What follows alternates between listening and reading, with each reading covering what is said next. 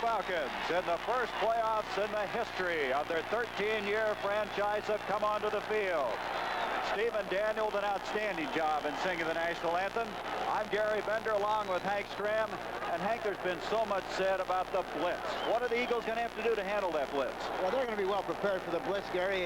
We're all sure of that. One thing that's a possibility, one thing that you have to consider as far as running is concerned is the possibility of using a double tight in kind of an offense. We might look for that early in the game, especially on the early passing downs.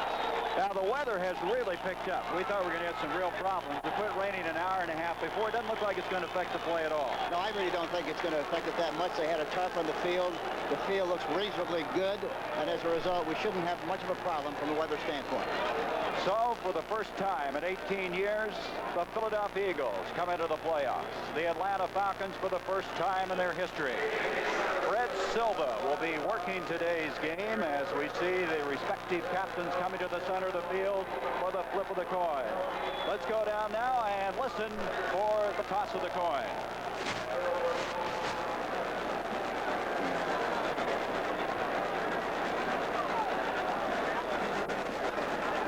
So you can see number 7, Ron Jaworski, Bill Berge. All right, captains. Let's pick it up now. This is your coin. Field. This is heads, that's tails. Heads, tails. Who's going to, please? Thank you. In the air, please. Heads is called. Tails is turkey. You want the football?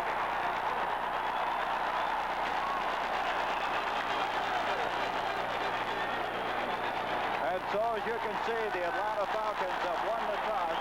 They have elected to receive. Philadelphia will be kicking off.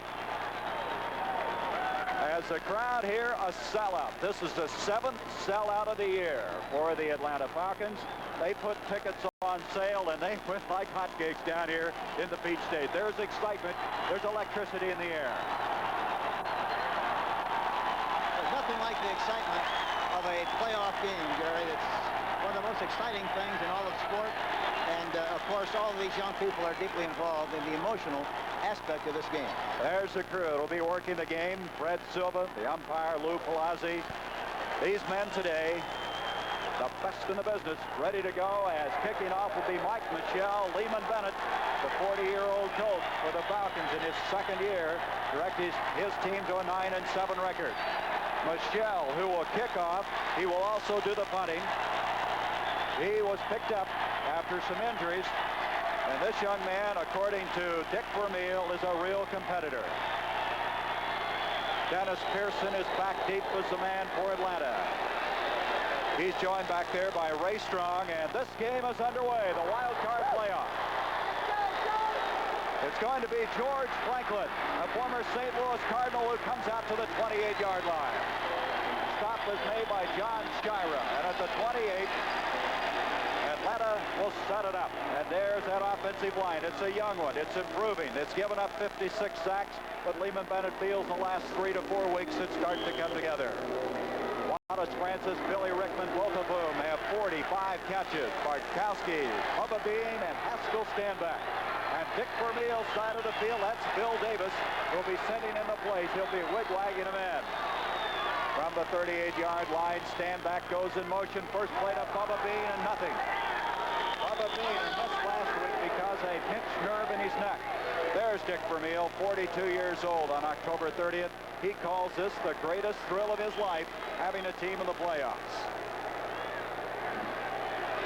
So the ball will be set up at the 27-yard line, and it's going to bring up 2nd down 11. Both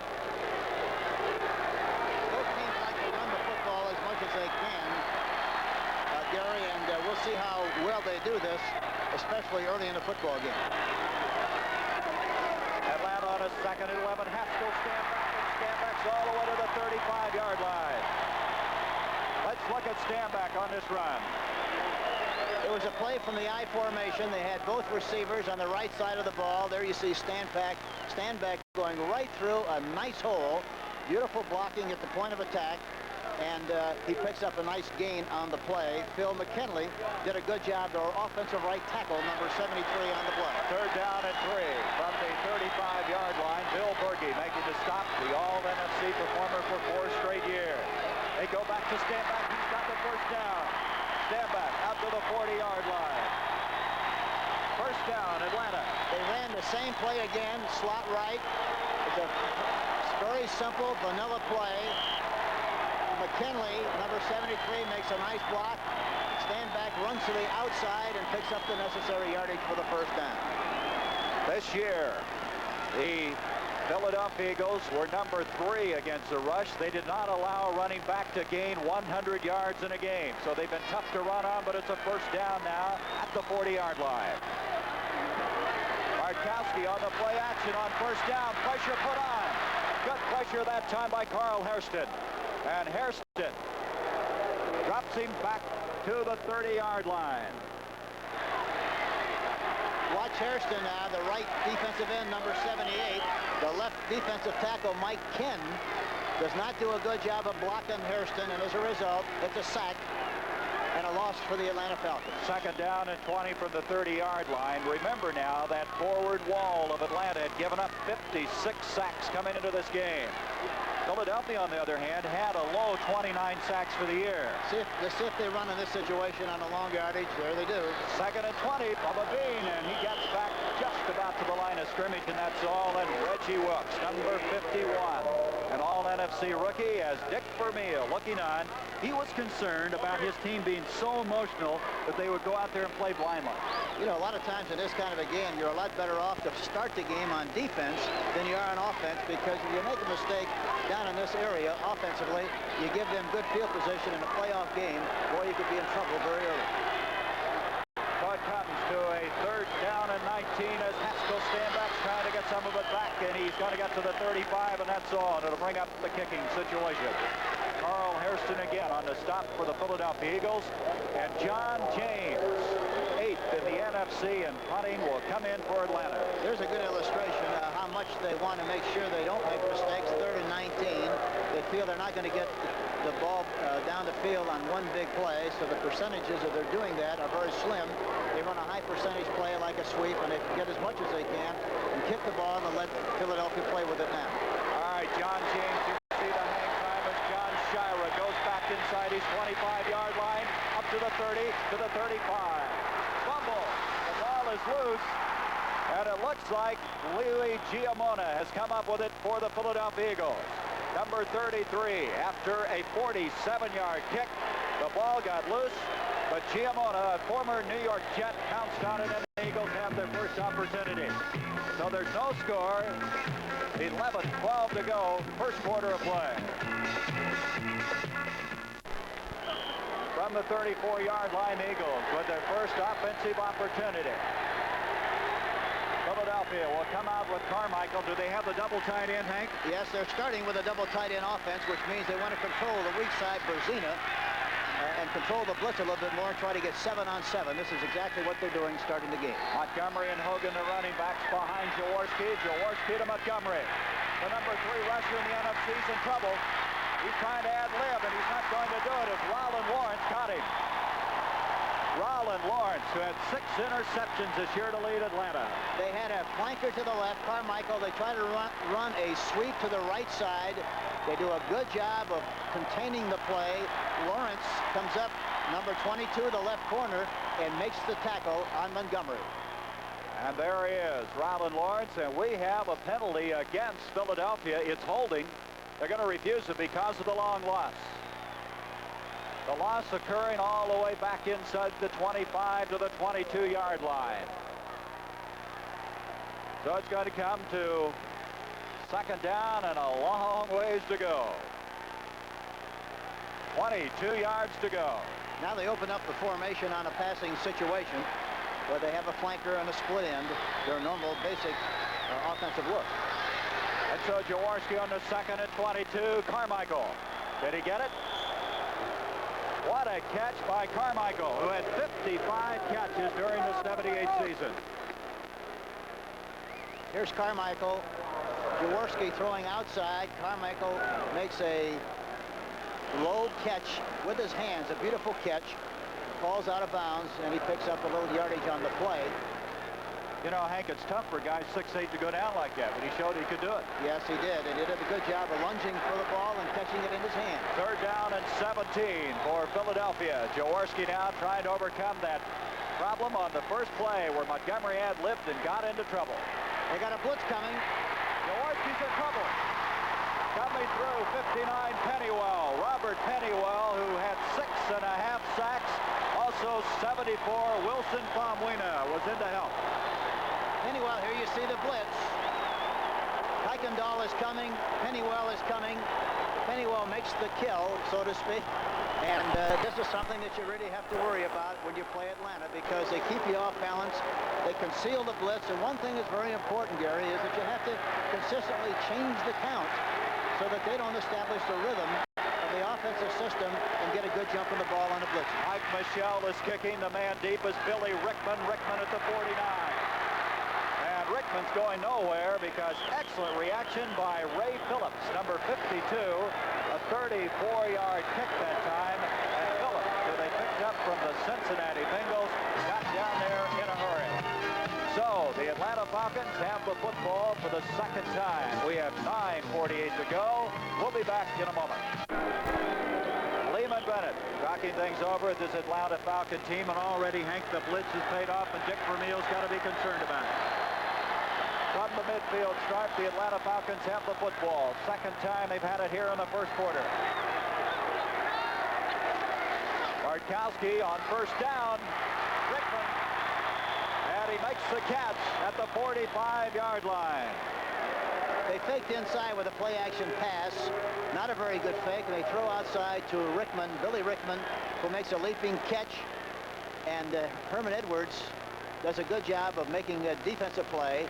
And there you see Billy Rickman, who just made that catch on a play-action pass on 1st and 10. He had 45 catches, as did Wallace Francis in the regular season, 2nd and 5. Let's see if they run right. They did a good job from this formation in the early sequence. Here they go.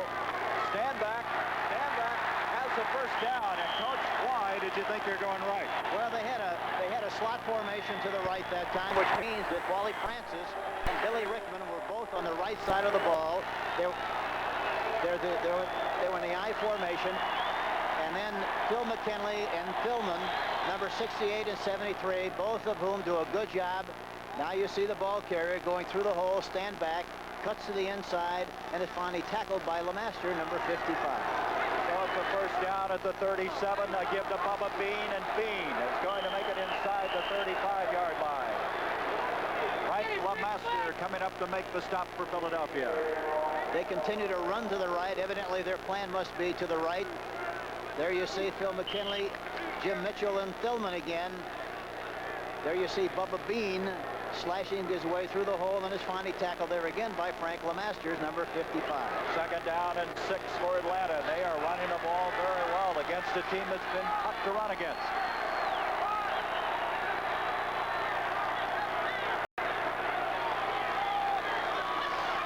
Bartkowski to stand back on the 2nd and 6, and this time Philadelphia reacts very well. You know, that time they ran from a far formation, meaning that the halfback was lined up behind his left tackle, had a long way to run to the right side. By the time he got there, the defense reacted and pursued and gang tackled and did a good job of stopping stand back on the play. Johnson and Berge on the stop. This telecast is presented by authority of the National Football League. Is intended for the private use of our audience. Any rebroadcast or the use of this telecast without the written consent of the Atlanta Falcons and the National Football League is prohibited. Third down and 6. Bartkowski in a little bit of trouble. Intended for the big tight end, Jim Mitchell. Good coverage that time by Ray Phillips, number 52. That time they double cover the outside receiver, which means the safety and the halfbacks double cover the flankers, which means there's 4-on-2. He tried to get the ball to the tight end, but Bill Berge, number 66, really did a super job of knocking the ball down, and now they're forced to kick on a 4th down situation. The kick will be John James. He set an NFL record this year with 109 punts. Good pressure put on. He's kicking away. This is his specialty, and he's done it again. There is a flag, however, on the play. There is a flag. Let's see what it's all about. That's the Poocher punt.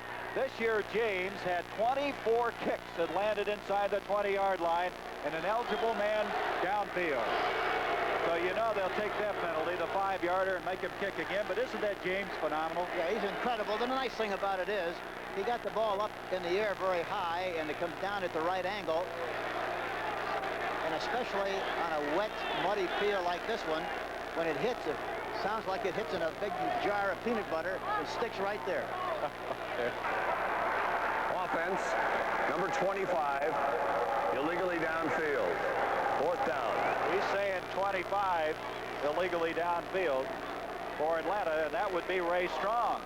Here's John Shira, so he'll hopefully get a chance to run this one back. Let's see if he tries to kick the ball to the left. He really should try to kick it to the left, because if he kicks a bad kick, it'll slide off the right side of his foot and go right down the middle.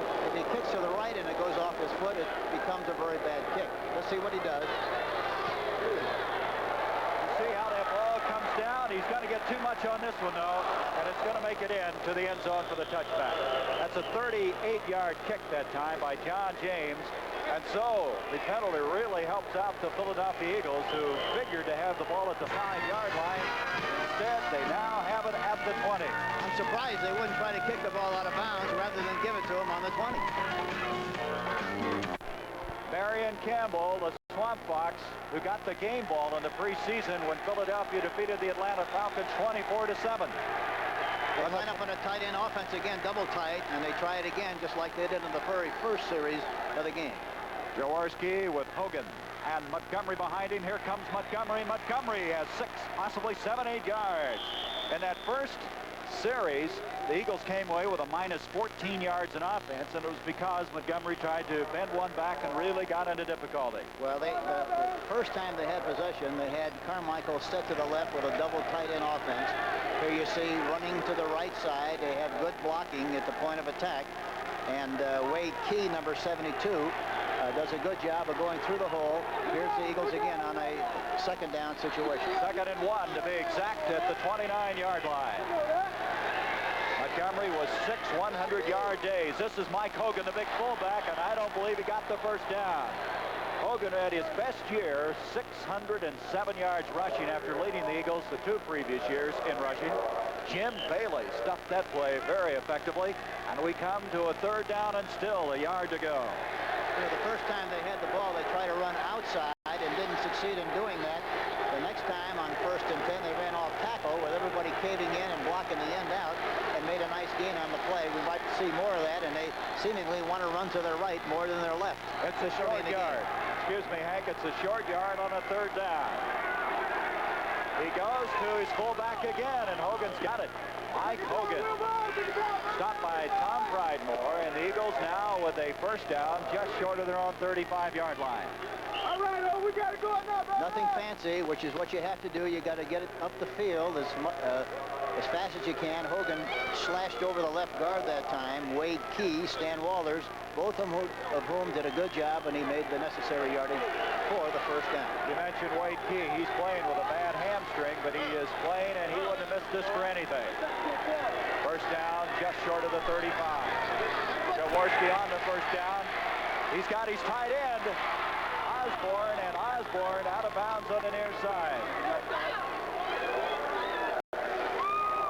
That time they send the flanker up the field, Carmichael, and they throw the ball on the outside to 86, as you see. Osborne, he is wide open. The safety man is playing very soft. Their strong safety, Frank Reed, and as a result, he makes a nice gain on the play. Makes a 2nd and 2. Osborne having to start when Keith Kreplake went on the injured reserve list. He started 6 games and played very well. It's a first down at the 43. Montgomery. Some of that rain that fell last night having something to do with that play as Pennywell coming up there. Robert Pennywell, and there is the Philadelphia Liberty Bells, and you're going to see them on the NFL Cheerleaders Classic that debuts on January 6th on the CBS Sports Spectacular. All the teams that made the playoffs, including the Liberty Bells, will have their cheerleaders represented. 3rd and 5. You know, the defensive backs of the Atlanta team play very deep, very soft, and they should be able to throw in front of them when they want to, especially on early down. Carmichael and Smith, the wide receivers. Jaworski's got time. Smith. And Smith has the first down, and you called that one all the way. That time Smith went right down the field like he was going to run a deep pattern, stopped in front of the left cornerback, Lawrence. The ball was thrown right on target, right at the money. You see all the room he has to catch the ball, and it's a 1st and 10 situation for the Philadelphia Eagles. But they ought to be able to do that extremely well, especially on a wet track, because the defensive backs are very concerned about deep outside coverage. You should be able to throw in front of them any time you want to. 15-yard pickup on the play. Smith sets it up just about the 45-yard line. Jaworski to Montgomery, and Montgomery cannot go off that right side. Jeff Miro, who's playing, by the way, with a dislocated toe. It's not his big toe, it's his toe next to it. He has a sponge on there, and they have his foot built so he can run flat-footed and not put any pressure on that toe. You know, seemingly in the early stage of this game, from a running viewpoint, the Eagles have been able to run much better to their right than they have to their left. Tim Mazzetti, boy, what a job he's done. He has won 5 games this year with that talented toe. Playing against his former teammates. 2nd down, 10 yards to go. This is Montgomery. Pennywell hit him. Boy, that Pennywell is all over the football field. Yeah, he's a very active player, but even at that, Montgomery should have made the catch. The ball was on target. He just dropped the football. He had Pennywell beaten, but he just dropped the football. It should have been caught. Hank, you know, it's remarkable. Of the 47 sacks this year by Atlanta, 27.5 of them were made by the linebackers.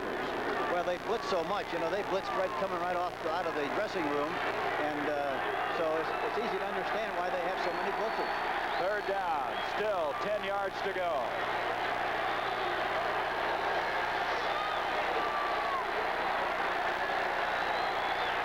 Jaworski taking a lot of time. Got protection. He's going deep to Smith. Smith had a crack at it. Defending on the play was Tom Pridemore.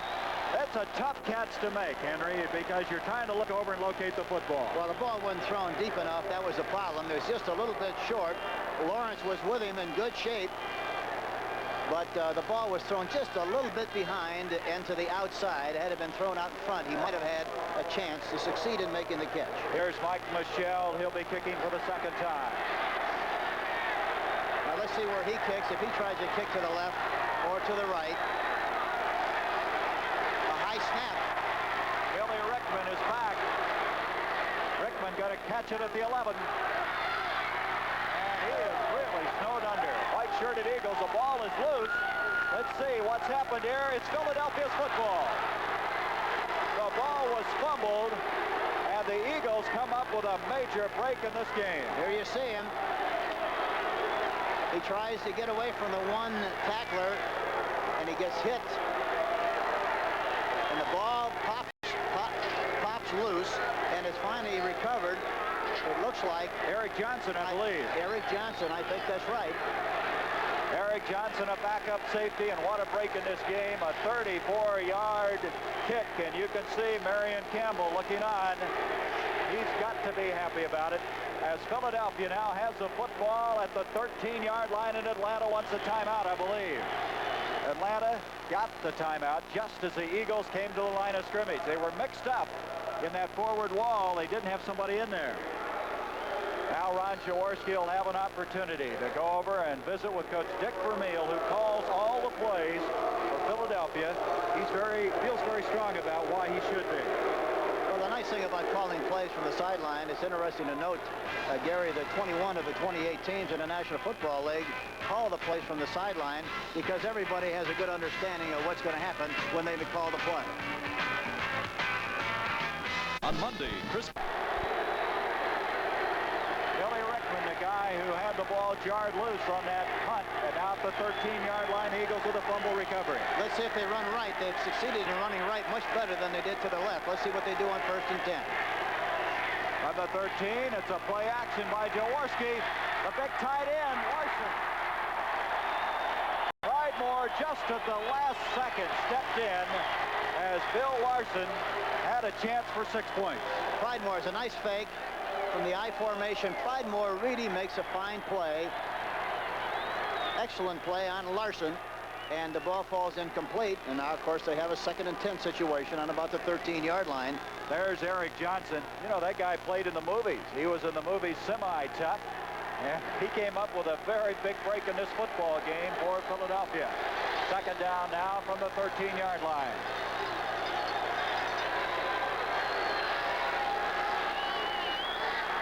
Montgomery. Oh, is he hit? Wilson Famwina, number 74, just leveled him. The first-round draft pick of a year ago. Here you see Montgomery running to his right with Woody Peoples, 69, pulling on the play.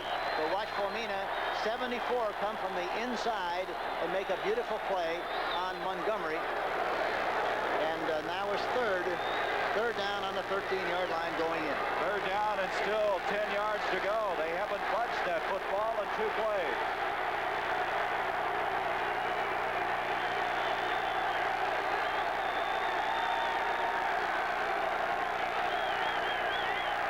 Jaworski trying to draw him up. There it is, Carmichael, touchdown. That's what they needed to do. They talked about going to Carmichael on the blitz. But that was a safety blitz. They had a long count. They had a good chance. There you see Pridemore coming in, and you see Carmichael breaking into the area where Pridemore left. He makes the catch, and Lawrence was covering on the play, but he was definitely outmanned physically, and touchdown for the Philadelphia Eagles. Exactly what they're looking for, a safety blitz. They read it on the move nicely, threw the ball inside to Carmichael, and he does the rest, takes it in for the touchdown. Philadelphia ahead at this stage, 6-0. John Shire at a hole for Mike Michelle. Michelle's had some trouble in kicking at points after, and I believe he's missed another one. He had missed one in each of the 3 previous games, and Michelle has missed again. The kicking situation for Philadelphia this year has been an adventure at best. And so Michelle, this wasn't even close as it went to the right. Everything about it was perfect except the kick. The snap was good, the hole was good. He just kicked it off to the right. He's really put a lot of excitement in the kicking game, hasn't he?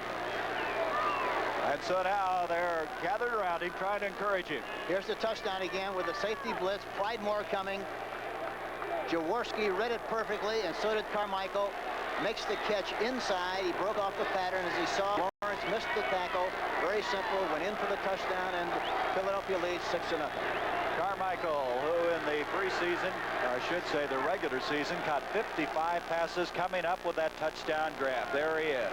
He has at least 1 catch in 96 straight games. Today will not count. So he'll pick up that string when they start the 1979 season. And that was the guy Vermeil said they're going to have to look out for in the blitz. And sure enough, he went to Carmichael.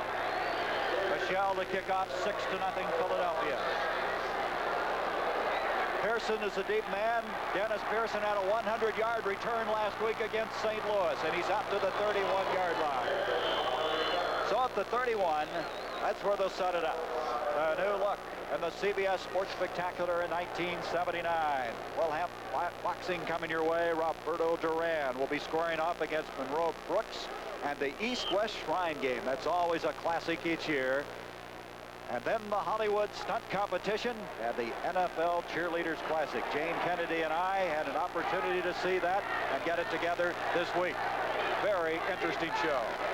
Starting to rain again now here in Atlanta. Haskell stand back to the 35, fighting for 7-8 yards.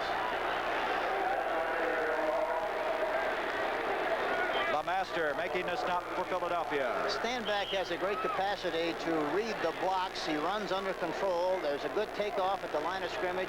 But you see, he starts to the right, sees the cavity inside, takes advantage of it, and runs behind the blocking of Philbin and McKinley again on the right side.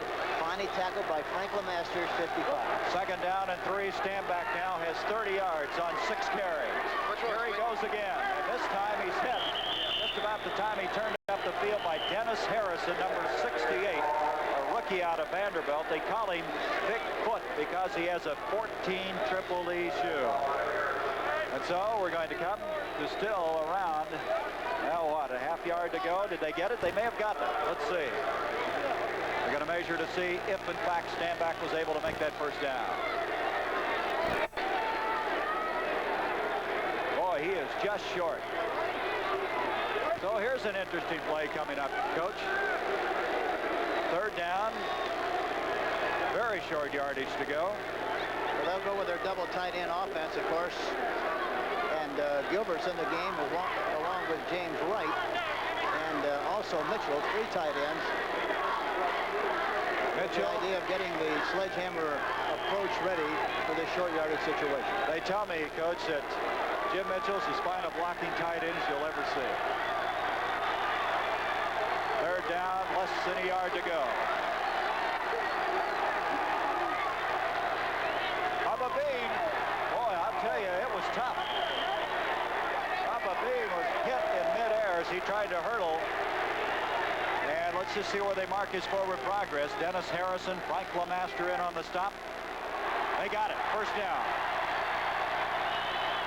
Well, they made good contact on defense. The offensive line really didn't dominate the line of scrimmage that time, and he was very fortunate to make the necessary yardage for the first down. There's Dick Vermeil, his team with a 6-0 lead. Carl Peterson standing alongside him. And that is the end of the first quarter of play. A very fast first quarter here at Atlanta Stadium. So the Philadelphia Eagles on a 13-yard touchdown strike from Jaworski to Carmichael lead it 6-0. 6-0 as Harold Carmichael. You look at him as he takes it in for the 6 points. The difference in this football game. You can see it's raining again in Atlanta. Coming down pretty hard right now. First down now for the Atlanta Falcons from their own 41-yard line as we start the second quarter. Bartkowski. Got his man, and that's Wallace Francis, who had 45 catches in the regular season. All he did was run right down the field, Gary, get the defensive back to move backwards and threw the ball right in front. A beautiful catch. Howard was the defensive back, played him very loosely, and as a result, a big play for the offense. And Wally Francis on a sideline pattern and was close to the first down. Francis this year pressed into the starting role when Alfred Jenkins went down in the first game with an injury. 45 catches, sixth-year man from Arkansas A&M. And let's see if they got the first down. Had to come clear across, and evidently they did not because they're replacing the football, resetting it. Francis and Rickman just came out of nowhere this year to do an outstanding job in the wide receiving corps. You know, one thing about this Atlanta team is they're very unusual in that they play much better offensively when they're behind than they do when they're even. They're very conservative when the game is even, but once they get behind, they do a good job of throwing the ball and spraying it around and moving it down the field and getting first downs. And let's see if they continue to throw the ball. They're going to have to throw it a lot more if they expect to win this football game. Second down and inches to go. Atlanta's been tough at home this year. They're 7-1, losing only to Cleveland. Bartkowski. Rickman. Intercepted by Herman Edwards. Edwards, he going to bring it out? He sure is. Edwards coming out to the 15, and he gets back to the 18-yard line. Looked like some indecision on his part. And Edwards, who led the Eagles in interceptions, was 7. Picked off that pass intended for Billy Rickman. He was impatient. One thing that you have to do if you're going to throw the ball, you have to be a little bit more patient. The people up front, underneath, are open, except they try to go on top. It's all right to throw on top if you throw from a play-action pass, Gary, but just to go back in the pocket and throw downfield, it's tough to do the way they play because they're very deep.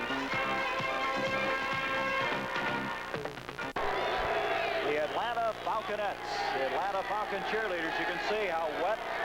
Temperature at kickoff time was 42 degrees, and they are ready to persevere here this afternoon. So after the interception by Edwards, Jaworski, who's 4 for 7 in the passing department, has a first down. Operating from the 19-yard line. Wilbert Montgomery. Boy, he is wrapped up by Pennywell again. Robert Pennywell, also Bolton Kuykendall, who is a second-team All-NFC pick. That time they used a wing formation, which means that you have a flanker just outside of the tight end with the idea of getting good blocking angles on the defensive linebacker. But here again, they haven't really succeeded in doing a good job of moving the ball from the left side of the ball all the way across the field. It takes an awful long time to get there for the play to develop, and by that time, the Atlanta team reacted very well, and Pennywell specifically made the tackle. They lose a yard on the play, brings up the second down. Smith, Carmichael, the wide receivers. Jaworski again taking a lot of time at the line of scrimmage. Far side, Smith. Charles Smith makes the catch. That's very close to the first down. Rollin Lawrence defending on the play. And Smith, who was hurt a lot this year, came back to start the last 3 games after having all kinds of leg problems. I can't emphasize too strongly the fact that they can do that whenever they want to, especially on the early downs, because the defensive backs of Atlanta, even though they blitz a great deal, they play their defensive backs very soft. By that I mean very deep. And as a result, you can throw in front of them. They give you the short stuff, but they're not going to give you the home run ball. And this is what they should be able to do a lot more of. Excuse me, Ag. Still third down and 3. They have 2 tight ends, Osborne and Larson Ed. Mike Hogan. And Hogan's not going to get the first down. The red-shirted Atlanta defense. What a job they've done. They were 4th overall in the NFC, 5th against the rush, allowing only 129 yards a game. Hogan, that's who he is right there, just didn't have a chance. And so Mike Michelle will go back. This will be his 3rd punt of the game. Back deep, Billy Rickman.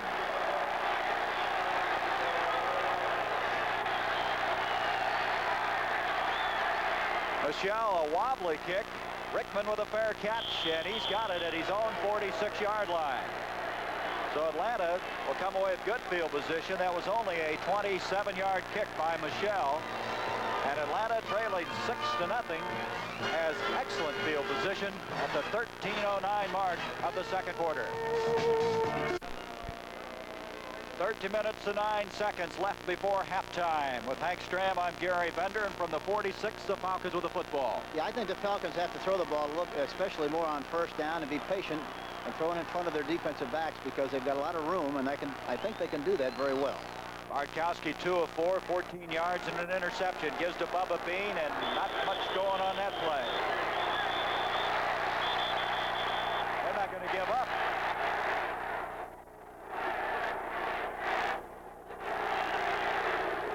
It's tough in the trenches, and the nose tackle will show you how tough it is.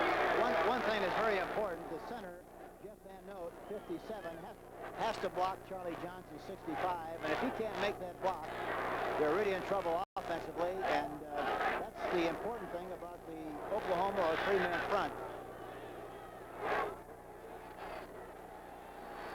Second down and 9, a gain of 1 on that last play.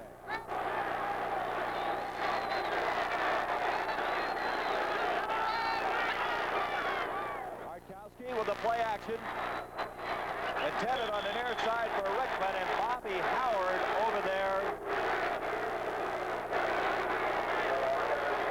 They also, very obvious on passing situations, they bring in Ken Clark, number 71, and they evidently feel that he's a much better pass rusher than Charlie Johnson. They like Charlie Johnson against the run, and they like Ken Clark, 71, when they anticipate pass. So it's going to come to a 3rd down and 9 for Atlanta. Rickman to the bottom of the screen. Top of the screen goes Francis. Atlanta thus far is 2 for 4 on 3rd down conversions. Flag on the play, and Bartkowski goes down.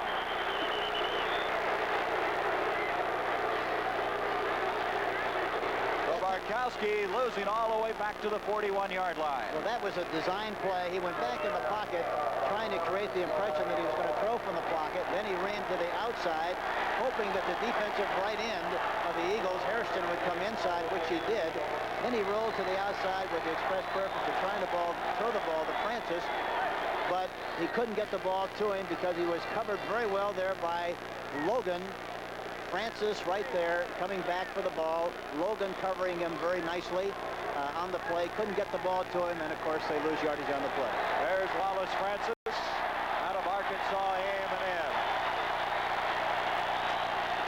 So the penalty goes against Philadelphia. It's going to be a personal foul. Head slap. First down. Look at that. The Falcons have committed a lot of penalties, but this one's against Philadelphia. It was for a head slap. We haven't seen many of those called all year long. I think in all the games that I have seen, that's only the third time I can remember it being called. So from the 42-yard line, Atlanta with 15 yards packed onto their advance. Send Alfred Jackson in for the first time. He split to the top of the screen along with Billy Rickman. They've got a lot of room on the left side. Bartkowski on the first down. Nice protection to Bubba Bean. Bean to the 35. Another flag on the play as he's to the 33.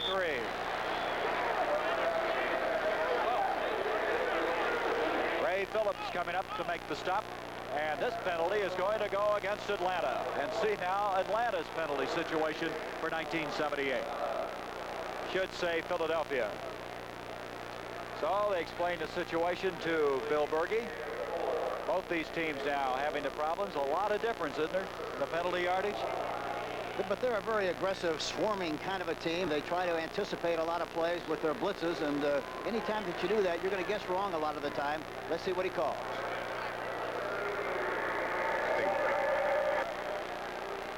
We believe it's Phil McKinley, number 73, who was guilty of holding. He's playing in place of the injured Warren Bryant. Look at that. I've heard of keeping your hands warm, but your feet, Tim Mazzetti or John James? John James trying to keep the foot warm. Rolling out this time to the right side. On a 1st and 20, Wallace Francis to the 30-yard line, and Francis to the 25, first down. So after having 20 yards to go for the first down, they get it back in a hurry. He rolled out to the right this time, and Francis goes down in front of Howard again, breaks to the outside. There you see him. Berge tries to make a play from his inside linebacker position, but Howard finally makes a partial stop on Francis, but not until after he makes the first down. That ball set up at the 25-yard line.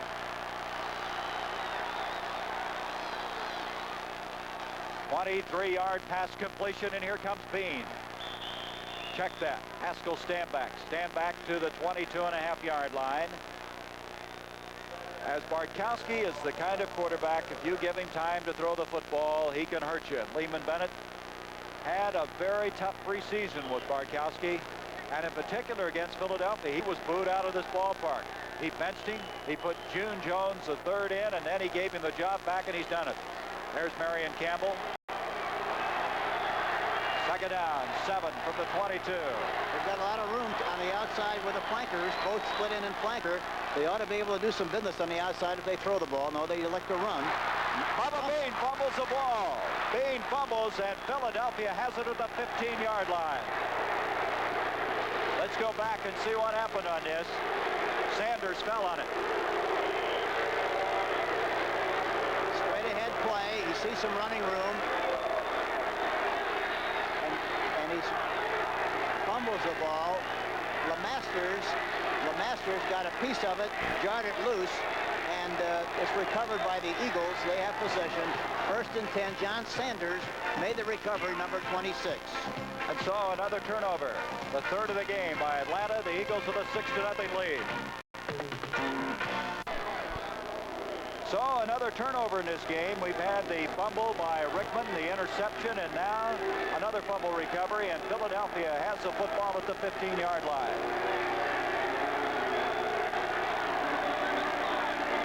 6-0, the Eagles in the lead on a 13-yard strike from Jaworski to Carmichael. Montgomery Montgomery is going to get a couple of yards. Out to the 17. Jim Bailey, Greg Brazina reacting on the stop for the Atlanta Falcons. Montgomery this year with the 6 100-yard days, his best was 144 yards. He was the guy that had 3 straight 100-yard days. And Dick Vermeil told us yesterday he suspected in the offseason that he could be another Terry Metcalf. And boy, what a job he has done.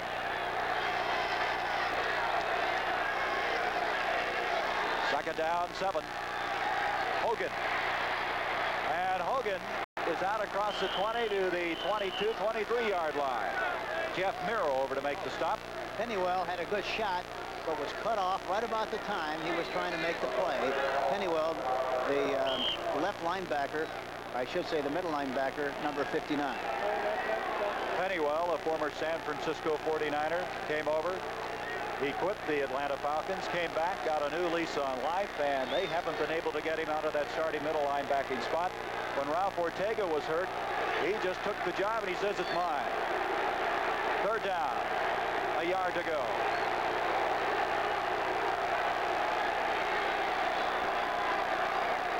This is Hogan again. He's got the first down, and Hogan to the 30-yard line. Brazina up to make the stop, and so Philadelphia, moving from their 15, now have a first down at the 30. It's a quick pitch to the fullback. Hogan cuts back against the grain, sees running room, hits the cavity in good shape, and it's finally tackled there by Pridemore, number 27, the safety man. First and 10, Philadelphia. So the Eagles get a little operating room.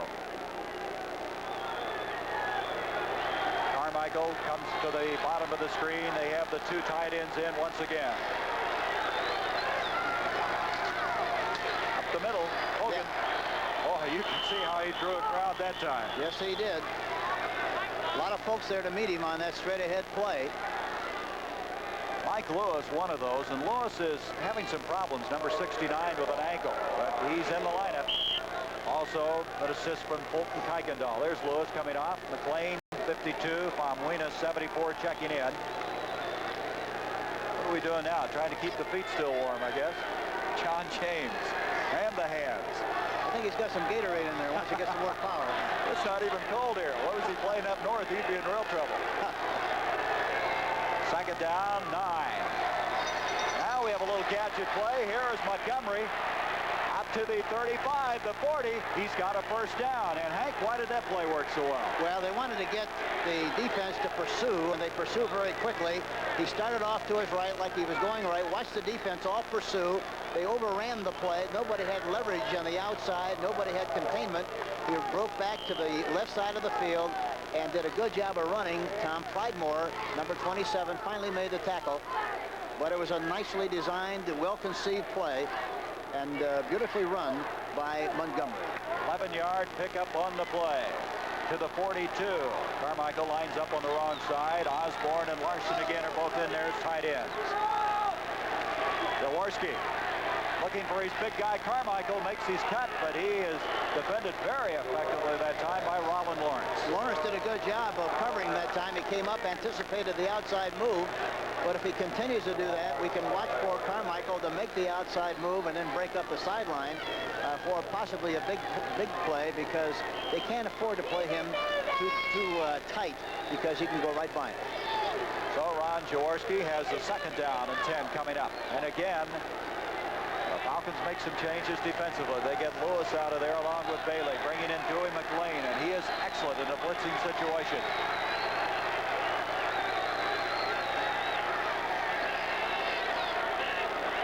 From the 42-yard line on a second, Tim Brazina. And that is something that they've seen a lot this year. Greg Brazina had 10 sacks this year as a linebacker. Wilbur Montgomery that time was supposed to block Brazina. Watch him on the left side, 31. He's supposed to block the blitzing linebacker, but he didn't succeed in doing it, and Brazina is able to hit Jaworski from the blind side. Greg Brazina was voted the most valuable player by his teammates here in 1978 with the 10 sacks, and he's just getting better. 32 years old, his 11th year in the National Football League out with the University of Houston. 11th round draft pick in 1968. Third third down, 17. They'll probably run the ball here. Let's see what they do. On a third and 17, they're going to put it up. Jaworski's got Carmichael, and they have Carmichael in a hurry. It'll be short of the first down. Rick Bias, number 38, was there immediately. Bias has been excellent this year for the Atlanta Falcons. And this sellout crowd likes it. As Michelle will come in to kick for the fourth time, and they're trying to keep warm and dry as best as possible. Rickman will go back for the kick from number 2. Michelle became the punter in the 7th game for the Philadelphia Eagles, replacing Rick Ingalls. He's kicking away. Rickman has it at the 25, 30, and Rickman's going to bring it out across the 35-yard line. So the Atlanta Falcons, trailing 6-0, will set it up there.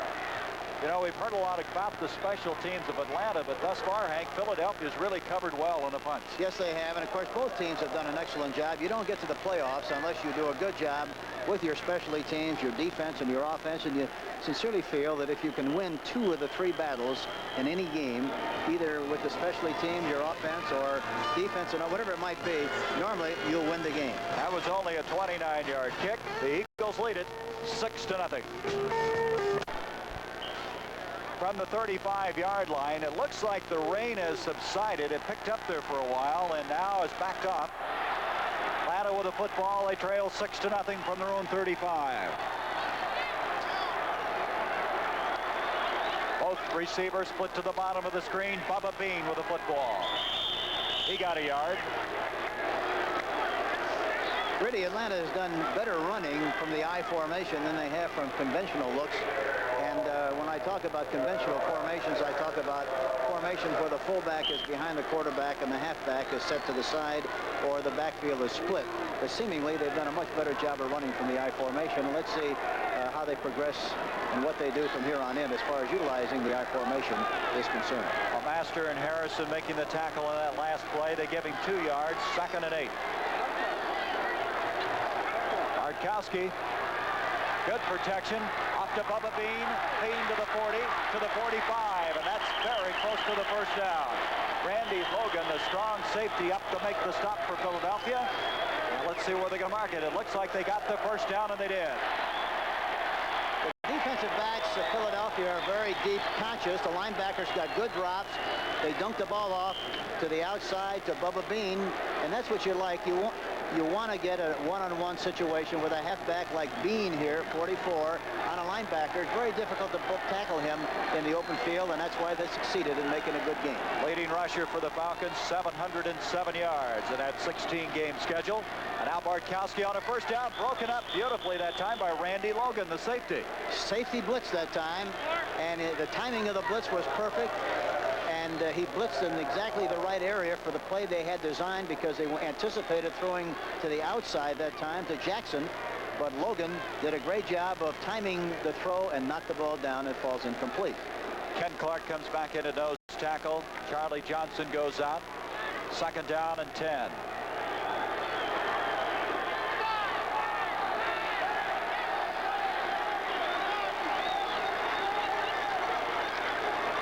Bean, no, stand back, correction, and stand back across the 50 to the 48-yard line. All of a sudden, that play popped open. That was a play from the I formation, somewhat of a counter play.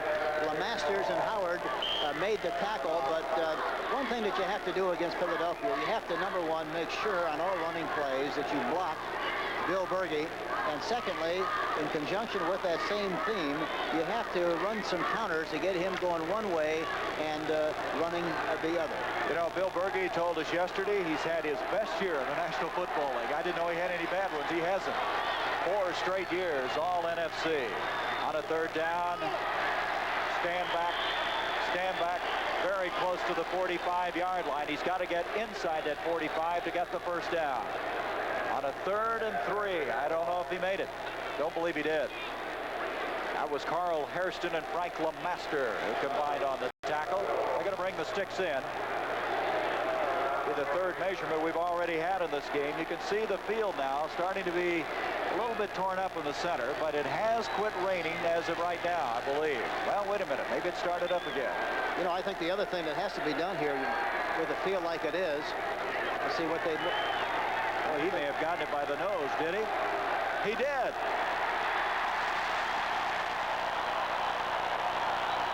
But, you know, with the feel like it is and the possibility of more damaging rain as the game progresses, you would think if they have good field position, they have to throw the ball a little bit more to take advantage of the footing and the fact that they can throw the ball better in this situation. And if it rains hard and later, they'll have a hard time getting it done. Philadelphia this year was last in the NFC in pass defense. They had 28 interceptions, however. Here's Haskell, stand back, bending it against the grain. He's to the 40-yard line. And Bill Berge, number 66. Berge's one of those guys who loves to practice. Not only play the games, he likes to practice. And that time he hit stand back. You know, the nice thing about running from the I formation, I alluded to that just a minute ago, but another play from the I formation was just run. If the back can hit right squarely with the line of scrimmage and then cut any way he wants to, and that's the advantage of the I formation. 2nd down and 6 from the 40. Rickman and now Alfred Jackson are the wide receivers. Markowski, play action. He's got Jackson. The rookie out of Texas has been a big play performer. Bobby Howard over to defend on the play. And Bobby Howard is quite a story. They picked him up from the New England Patriots after he had been in retirement. And Howard came in, had 3 interceptions, started the last 6 games for the Eagles, and played like, well, just what they expected him to play like, an outstanding veteran. The reason that play was not successful was the fact that Randy Logan, the strong safety, was up in the line of scrimmage again, and Bartkowski had to throw the ball over the top of him, and that's why they didn't succeed in making the connection for the first down. So we come to the 3rd down with 6 to go.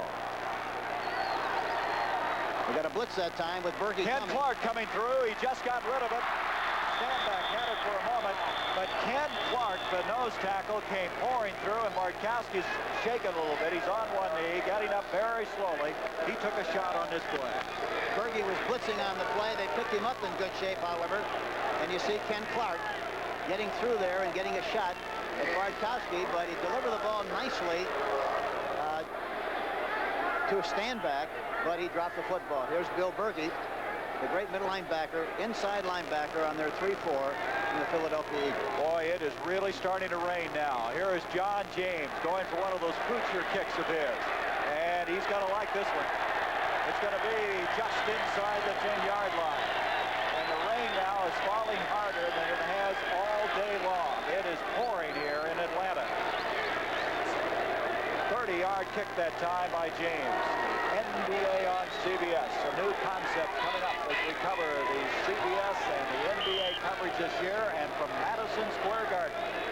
Philadelphia 76ers against the Knicks. It's tomorrow, 4 o'clock Eastern. The doctor, Julius Erving, averaging 24 points a game, and Todd McAdoo is back and playing once again. Philadelphia is still featuring their double tight end offense. They've used it most of the game, especially on early downs. So a fine kick by James, backed up deep. They're trying to come out with it. Mike Hogan straight ahead. Earlier, you remember, Philadelphia's on the 15-yard line, and they got out of there. Moved it out, and once again, they're put into that position. As this time, the ball will be advanced to the 13-yard line. Boy, it is pouring. Look at it around here, would you? All the umbrellas have been opened. That's the one thing you don't want to do now with the weather like it is, or any time, of course, for that matter, is you don't want to reduce the size of the field for the opposition and make a fumble or an intercepted pass, some kind of a mistake that'll give them good field position. That's how, of course, Philadelphia got their first touchdown. The 2-minute warning is here. We'll be back in a moment. Well, the Philadelphia Eagles again with poor field position from the 13-yard line, 2nd and 6. It's been tough to run. Montgomery has 8 carries, only 7 yards. Hogan, 24 yards and 7 carries. Tough sledding running against its Atlanta football team.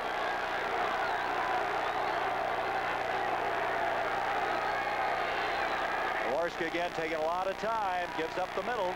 Hogan, and Hogan across the 15 to the 16-yard line. So it's going to bring up a 3rd down, and wait a minute, looks like Atlanta wants to use the timeout and will. That's a good move on the part of Atlanta. because they want to have an opportunity with good field position possibly to get the ball back in play offensively and possibly get 3 points or 6 points or 7 points on the board before this half is terminated. There they are, an excited group in Atlanta. This place has been in a frenzy the entire game. A sellout for the 7th time. As Ron Jaworski now trying to keep the hands dry. 1:53 remaining before half. At half, Brent, Jane, and Irv will update us on some of the color and the highlights of what's happening here in this 1978 wild card playoff game. Philadelphia coming now to this 3rd down is 4 of 8 thus far. And they'd like to convert here. Keep the football for the remaining part of this first half. Thus far, Hank, it's been the turnovers by Atlanta, the interceptions, the fumbles. Philadelphia able to capitalize on one of those for 6 points. Yeah, the big play so far in the game was the fumble by Billy Rickman on the 13-yard line that provided Philadelphia with good field position, and on a 3rd down situation against the safety blitz, they threw a touchdown pass to Carmichael, who made the reception, took it in for the score. They missed the extra point, and the score still remains 6 Philadelphia, nothing Atlanta. If it continues to rain like it is right now, the field conditions are really going to deteriorate in a hurry. You're going to go in the dressing room, I suspect, at half and maybe change your game plan a little? Well, they won't change it too much. They're going to just concentrate basically on doing what they feel they can do best, eliminate mistakes.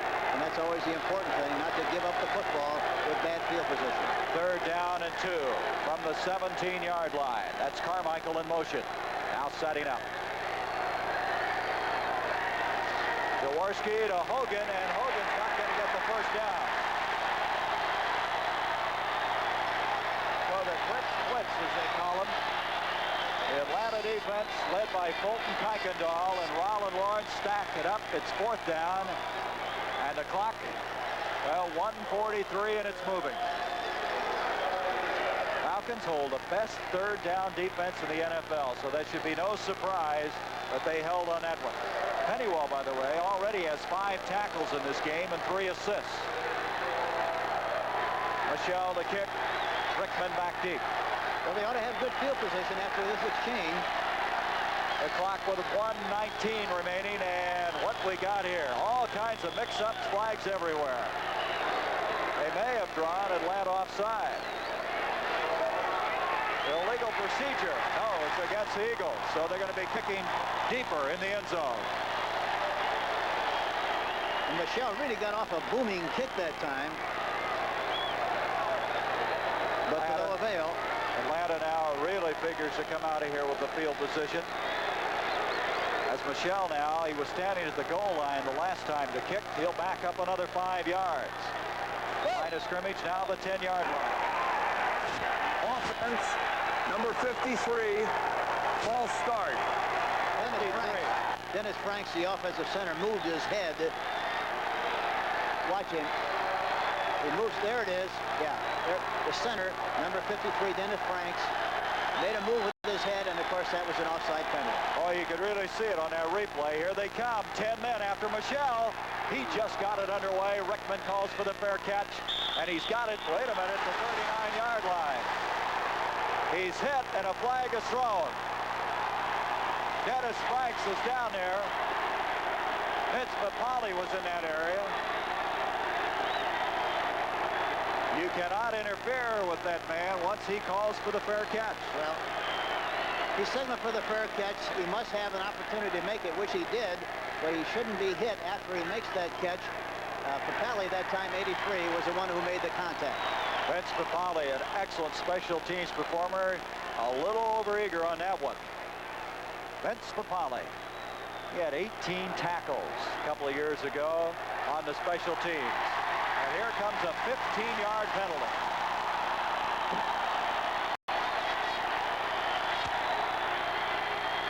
Well, they've got excellent field position. This is what they want. Interference. Interfering with the man to make the catch. And so at the 25-yard line, Atlanta with 1:07 remaining in this first half. Trailing 6-0. They have a chance to tie it up.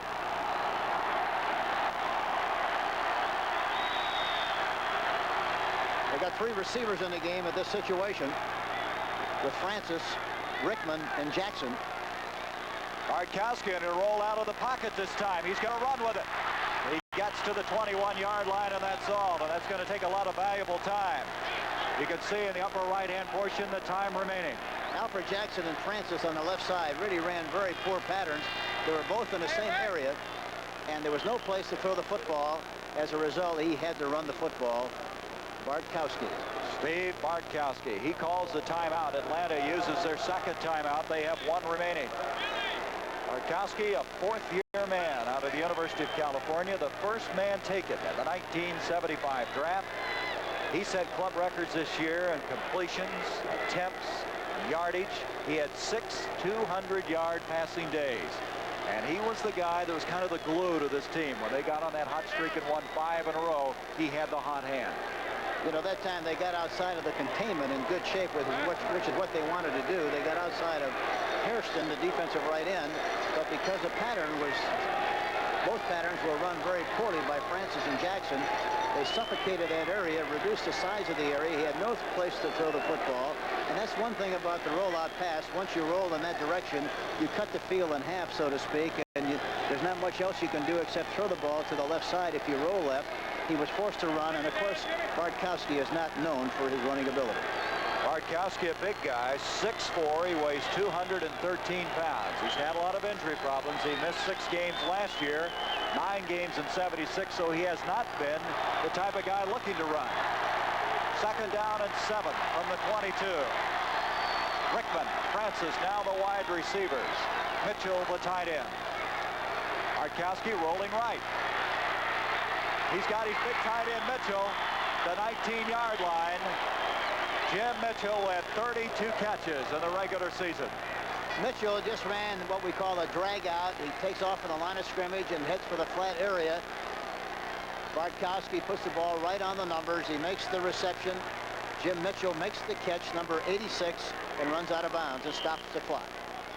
Jim Mitchell, a veteran in his 10th year out of Prairie View. He caught a big touchdown pass this year against New Orleans. And he's typical of so many great tight ends in the league. Philadelphia, timeouts remaining, 3, Atlanta none. But he's typical of so many great tight ends in the league. He's like a loose tackle in that he blocks well, but he still has the capacity to run patterns and get deep. So just outside the 18-yard line, third down, 3. Bartkowski, Mitchell. He was out of bounds. It will not count. Looked like he juggled that ball, and that's what cost him the reception. That's exactly what he did. He ran a deep pattern from his tight end position in the flat like he did the last time, and then broke it upfield. However, he bobbled the ball as he went out of bounds, and it's incomplete. 4th and 3 for the Atlanta Falcons. 4th down, 3, and Mr. Mazzetti will come in. Tim Mazzetti, 13 of 16 in the field goal kicking department, and this is going to be a 37-yard attempt. John James to hold. Mazzetti's kick is on the way. It's no good. Mazzetti, who this year hit 9 in a row for a club record, missed that one. And so Philadelphia has a 6-0 lead still. The snap is good. The hold is good. The kick is not good. It went off to the left, and it still remains Philadelphia 6, Atlanta nothing. There you see it. Just hooked it over. Yes, that's what happened. With the NFL today. So from the 20-yard line after the missed field goal attempt, Philadelphia now will just kill the clock with 44 seconds. There it is, down to 40. So the Eagles able to hang on, and the Eagles have been backed up, but they've been able to come away with the turnovers. And of course, a missed field goal attempt with that 6-0 lead, but they missed that point after, and that kind of leaves the door open, doesn't it? Yeah, Philadelphia went through the minefield a couple of times and missed all the mines on those 2 opportunities that Atlanta had, and came away without any points. Lehman Bennett, he's looking things over. He's trying to decide what he's going to have to do to get some points on the scoreboard. So we're not even going to have another play run off as this first half is coming to a close in this 1978 wild card playoff game. Philadelphia with a 6-0 lead. A 13-yard touchdown pass from Jaworski. Kicking off will be the Atlanta Falcons. Tim Mazzetti gets into it. Picked up by Louis Giamone. And Giamone brings it outside to the 30, and he stays on his feet to the 35-yard line. Let's look now at what happened statistically in that first half. Not a lot of offense. Now, both teams are very conservative, and if you're not careful, you play this kind of a game with a fear of losing rather than the anticipation of winning the game. And it's very understandable because both teams are in the playoffs for the very first time. The way it is, while you have to be very careful and make sure you choose your spots to do something explosive. We might indicate it is pouring right now. The rain really coming down as we start the second half of play. From the 35-yard line, the Eagles with a 6-0 lead. Jaworski giving off to Montgomery, and Montgomery to the 41-yard line. Tom Clydemore making the stop from his free safety spot. There we see Montgomery running from the I formation, and I mentioned this earlier. Both teams seem to run much better from the I because they have an opportunity to run away from the pursuit, behind a pursuit. That's exactly what happened on that last play. Montgomery made a nice gain on first down, picking up 7 yards, makes it 2nd and 3. Montgomery in that first half had 8 carries for only 7 yards. It's tough sledding. So the 2nd and 3 from the 42. Montgomery trying to get the first down.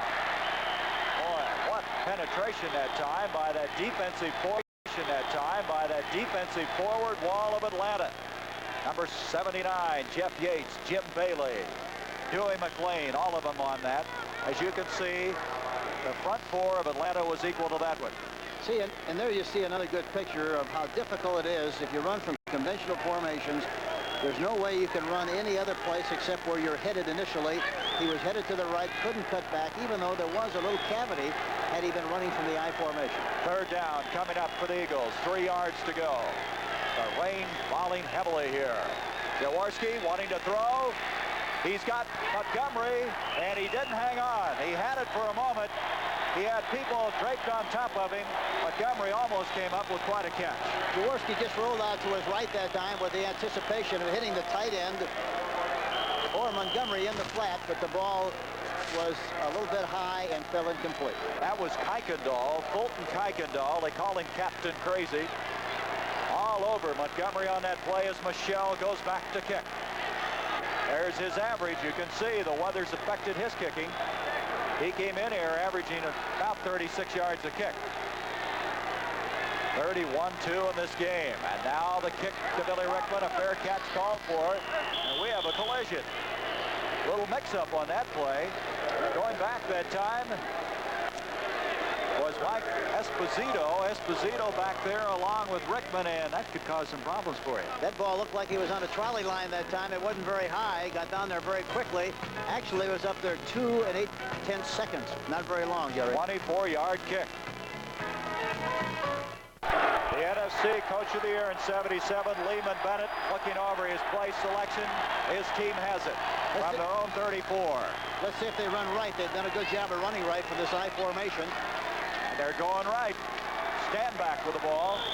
Stanback having a tough time that time with Dennis Harrison.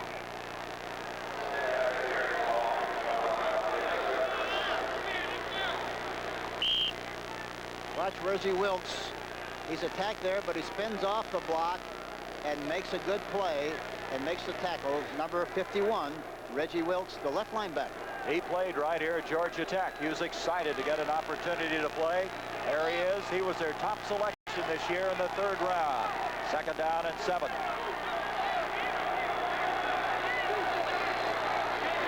Markowski on the 2nd and 7. Lots of time. He hits Bubba Bean. And Bubba Bean is across the 40 to the 41-yard line. He is still 2, possibly 3 yards short of that first down. Wilkes, that time, number 51, the left linebacker. Watch him. He jams the receiver, the tight end, goes back into his drop area, sees the ball thrown, and comes up nicely along with Bill Berge and make the tackle. Bill Berge was telling me, as you look at Bubba Bean, that he tried to settle Wilkes down today. He thought that Reggie might be awfully excited playing before his hometown fans. 3rd and 2. Haskell stand back, and I don't think he's going to get it. Reggie Wilkes came up on that play. Reggie Wilkes again, watching number 51, does a good job on the tight end. Mitchell tries to block him, but by the time the ball carrier gets there, Reggie Wilkes makes the play, left linebacker 51. And here again, they're running from a formation that takes an awful lot of time to get to the hitting area. By the time he gets there, he was able to slide off the block and make the play. We'll keep watching the trench play because the linebackers at forward wall is going to be big in this game. Here's a kick by James, almost blocked. James almost had it blocked. The kick is not what he wanted, but he was fortunate to get that one away at all. Cleveland Franklin was the guy who came flying through the air and almost blocked that kick. And had he taken the right angle, he'd have blocked the kick. He got too much penetration, and as a result, wasn't able to block the kick. It was a low pass also. 6-0, the Eagles with the lead. That was a 17-yard kick that time by James, almost blocked by Cleveland Franklin. Just short of the 40-yard line. The Eagles with the football. Montgomery and Hogan are running backs. Carmichael and Smith, the wide receivers. On the first down, Jaworski to Smith. And Smith has a first down very quickly to the 45-yard line of Atlanta. Ronald Lawrence defending on the play. Jaworski that time sets up quickly and throws the ball inside to Charlie Smith, 85, who was inside of the defensive back, Lawrence. Nice play, first down. There he is, Ron Jaworski, who this year was ranked 5th in the NFC in passing. First down at the 45. But they have to do a better job and throw more, just like they're doing now, to control the ball and move it down the field and get first down. See Smith now looking in, listening. They may be changing the play. Jaworski. He's headed for Osborne, the tight end. A flag has been thrown on the play away from the receiver, however. Charlie Smith was knocked down on the play as the ball was in the air, and I'm sure that's what they're going to call. He ran an inside pattern, and the defensive back made a play on him, hit him, knocked him down, and they called pass interference. I think that's what happened on the play. Let's see what they call. Smith was actually away from where the play or the ball arrived. Here it comes, and I think that's what you're... I saw Pennywell all upset, the middle linebacker, about this call, as Silva now will step it off. Smith looked like he was going through a revolving door. 3 guys hit him back there and knocked him down, and it was very obvious that pass interference would be called. Defense, illegal chuck, 27, refused. Personal foul, roughing the passer, 52, accepted. First down. 2 penalties on that. That was Dewey McLean that roughed the passer, Jaworski, so they took that penalty and have the ball now first down at the 30. I didn't even see that. I was looking downfield that time, Gary. I didn't see what happened in the backfield. So it's going to be a first down from the 30. Roughing the passer penalty, 15 yards. Philadelphia at the 6-0 lead as we have 10:26 to go, third quarter.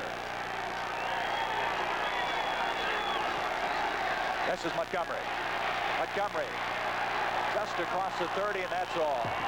Colton Kuykendall, number 54. Boy, what a job he has done this year for the Atlanta Falcons. He broke his arm last year in the 5th game, and they knew he was going to be a good one, and he's come on this year to make second-team All-NFC. Kuykendall that time really made a great play from the inside position. His linebacker spot had good pursuit angle, good technique when he made the tackle. A beautiful play by Kuykendall, number 54, the left linebacker. Second down now, and about 9 yards to go. Carmichael's got a lot of room here on the outside. Jaworski looking the other way, and he tried to hit Osborne, the tight end. A little mix-up on that play. He had Smith, also Carmichael, breaking down the field. He elected to go to Osborne, and nothing developed on it. Yeah, that time the deep receiver, Carmichael, had a big cushion on the defensive back, Lawrence, and looked like they'd have an opportunity to get the ball to him, but he looked the other way. And even at that, the tight end was open. He just threw it over the top. You can hear the chant of defense. It's a third down. Thus far, the Eagles 4 of 9 on third downs. 3rd and 9. Here comes the blitz. They pick it up. He's wide open. Charlie Smith, and what a game he is having. Smith is at the 2-yard line. He licked Rick Bias, and there's a blitz. Everybody is coming. You see Pennywell coming. Anytime that you have the blitz and you can get the ball off in good shape, you have a one-on-one situation. At that time, Charlie Smith on Rick Bias made a good inside-outside move. Protection is excellent. Jaworski throws the ball right on target, and Philadelphia has possession inside the 5. 1st and goal to go. 27-yard pickup on the play, and Smith having an outstanding day. He had 2 touchdown catches in the last 3 games after coming back from that injury. And right now, Philadelphia talking things over. You know, the nice thing about that last play, too, is obvious that Jaworski called the play on a long count so he could get a good picture of what was happening. By the time he snapped the ball, they had the ball snapped while the defense expressed what they were going to do. They were able to pick it up in good shape, run the proper pattern, one-on-one on Bias on the right side, and they have a first and goal situation. A beautiful 27-yard pass from Jaworski to the outside receiver, 85, Charlie Smith. Smith now has 4 catches for 66 yards. I know that ends a lot of frustration for him. He got hurt in the first real preseason game they played. That was in Mexico City. Pulled a leg, and that leg muscle never did really come back for him. But here today, 4 catches, 66 yards, and Lehman Bennett now is concerned. And his team is going to have to play some real catch-up if the Eagles take this one in. And that's the thing that you have to worry about when you blitz a lot. It's feast or famine. You guess wrong or you guess right. If you pick up the blitzes, you're really in trouble. If you get there before they get the ball off, you're in good shape. That time, the Philadelphia team picked it up in excellent shape and wound up with a big gain of 27 yards. NFC playoffs continuing next Saturday and Sunday. We still don't know for sure where they're going to be played. Philadelphia wins. They go out to play the Los Angeles Rams. Atlanta wins. They play the Dallas Cowboys. 1st and goal. At the 1.5-yard line, Montgomery. He's short. Baumwina, number 74, Jeff Miro. Well, that Baumwina. Very, very quick. There's Vermeil. Bill Davis, you can see him wig-wagging the plays in. He has the stocking hat on and the gold. He was what'd you say, Gary? He was wig-wagging? Wig-wagging. A new term. 2nd down and goal. They're inside that 1-yard line now. Carmichael having a little trouble lining up. 6-0 Eagles of the lead. Here's Hogan, and Hogan didn't make it. So it's going to come to a 3rd and goal, and Vermeil, you can see he is very concerned about the play coming up now. Where are they? They cannot be more than the length of a football away from that goal line. There it is. So close. 3rd and goal. Okay, this Atlanta defense has been tough to score on, and here's a good example of it.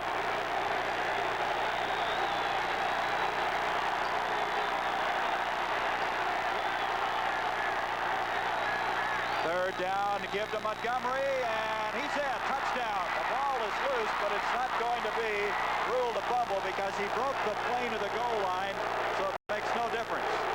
That's exactly right. He did break the plane. As a result, he has a touchdown, and Philadelphia scores again. Good surge by the offensive line of the Philadelphia Eagles, and good running on the part of Montgomery. He dives over the top, goes in backwards, breaks the plane, then fumbles, but it's too late. Touchdown, Philadelphia. Point after attempt. Michel missed his first attempt back in the first quarter. Shira to hold. Michel's kick is on the way, and this time he gets it, but there's a flag. Let's wait a minute. A flag at the 5. Head linesman throwing that one. And it's going to be holding against Philadelphia. So they're going to have to try it again. Put some pressure on Michel. It's amazing to me, Hank, all year long on these point afters. It used to be just an automatic. What happened to that? Yeah, there's a lot of excitement in the kicking game, as I mentioned earlier. Here's another shot at the touchdown. They go over the left side. Montgomery surges through there in good shape, breaks the plane. Number 51, illegal use of the hands. Had to be Reggie Wilkes. Wilkes is lined up on the right-hand side, or as you see it, the left-hand side. He was holding on that last play. Michelle to attempt the point after once again. And this one is good. It deflected through. You get them any way you can, right? It was partially blocked. The snap was perfect. The kick is partially blocked, but it still had enough stuff on it to get through the goalpost. And turn here tomorrow in Atlanta to bring you the Purdue Georgia Tech game, the Peach Bowl at 1 o'clock tomorrow. 13-0 Philadelphia's lead. Dennis Pearson bringing it out for the Atlanta Falcons. And Pearson to the 29-yard line. He had the longest kickoff return of the year, a 100-yarder against St. Louis. Now let's look ahead. Coach Stram, if Atlanta wins, they go against Dallas. That would be next Saturday, 3:30 Eastern Time. However, if the Philadelphia Eagles win, then they will go to Los Angeles to meet the Rams, and that would be Sunday at 4:30 Eastern. Well, you can see there's a couple of clubs watching this game with interest today. So now from the 29-yard line, a first down for the Falcons. On first down, Bartkowski. He's going to be hit by Ray Phillips. Ray Phillips coming from the right side linebacking spot. He had time to throw that football, but nobody cleared. That was a blitz that time by Phillips, number 52. Bartkowski is back in the pocket. There you see Phillips on Stanback. Stanback does not block him, and that's what happens when you don't block people. They knock your quarterback down. That's very simple. That's all it amounts to, Gary, and that's what happened on that last play. Second down, 19 yards to go from the 19-yard line. Atlanta now having to play catch-up football. They've done it before this year. Some miraculous finishes. Bartkowski on the 2nd and 19. He's got Stanback over the middle. Stanback giving some ground. Got a block from Bubba Bean. And he's to the 25, and that's all. Frank Lemaster coming up. Well, they get a little bit of it back, but they still have a long third down. They want the linebackers. This time Berge is blitzing on the play, but the other linebacker has good depth. Stanback runs underneath the linebackers, cuts across the field, and is finally tackled there by Lemaster. After he picked up a few yards on the play, makes a 2nd and 20. The ball on the really is 3rd and 13 now on the 26. 3 for 8 in third down conversions thus far for Atlanta. This is a very important one for him at the 6:51 mark of this third quarter. The rain now has subsided a little bit. Bartkowski back. He's hit from behind, this time by Hairston. It'll be an incomplete forward pass, no fumble. Bartkowski really drilled that time. Bill Berge was blitzing again on the play. There you see it. Berge coming around the outside, but he's finally hit there by Carl Hairston, number 78, who jars the ball loose, and the ball is recovered. The ball is recovered, however, by there's Carl Hairston. Right tackle, Phil McKinley, number 73. So it's going to bring up fourth down, 13 yards. James with his average at 32.5. He gets into this one. Shira at the 36. He's having trouble, and boy, the field conditions deteriorating here. The ball will be marked at the 42. 37-yard kick that time by James. And so Philadelphia now in a 13-0 lead with a good field position. Still 6.5 minutes remaining in the third quarter. We'll return in a moment. So from the 42-yard line, the Philadelphia Eagles have it. There's John Unitas, and we want to say congratulations to John and his lovely wife, Sandra. They had a 10-pound baby boy. Monday, they named him Chad Elliott, and we're really happy for him. Merry Christmas to you, Sandra. Here is a pass to Carmichael on first down. And he's not going to go anywhere. Jeff Yates made sure of that. Yates is a guy, Hank, that replaced Claude Humphrey in the 5th game when Humphrey retired, and Yates has really surprised some people. You know, the way they came up on that last play, if Carmichael can throw the football, if they do the same thing with any kind of field position further down the field, it would be a great opportunity for them to throw the ball on top, throw it to Carmichael, Carmichael throw it downfield, because the defensive back respond very quickly to the lateral movement of the quarterback throwing the ball to Carmichael. So a loss on that play. Going to bring up 2nd and 11.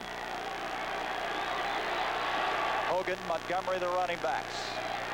Jaworski wants to hit Carmichael. He's got it. And Carmichael across the 45 to the 43. And another first down for Philadelphia.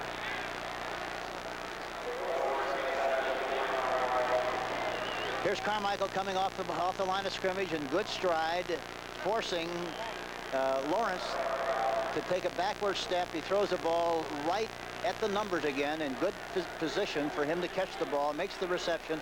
1st and 10, Philadelphia. A smiling Harold Carmichael, and he should smile. He's caught a touchdown pass today, and what a year he's had. All NFC in 78. Ernie Jackson now is playing the left cornerback position, number 30, for Lawrence.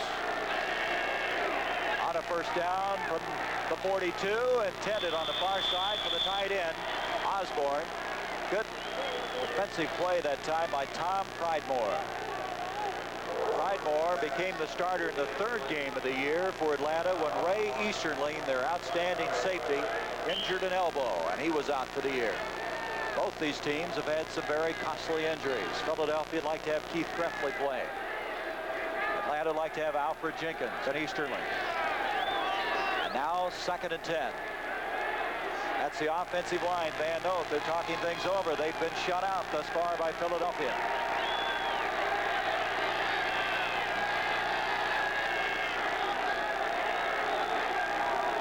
On a 2nd and 10, it's Osborne, the same play, and Pridemore's there.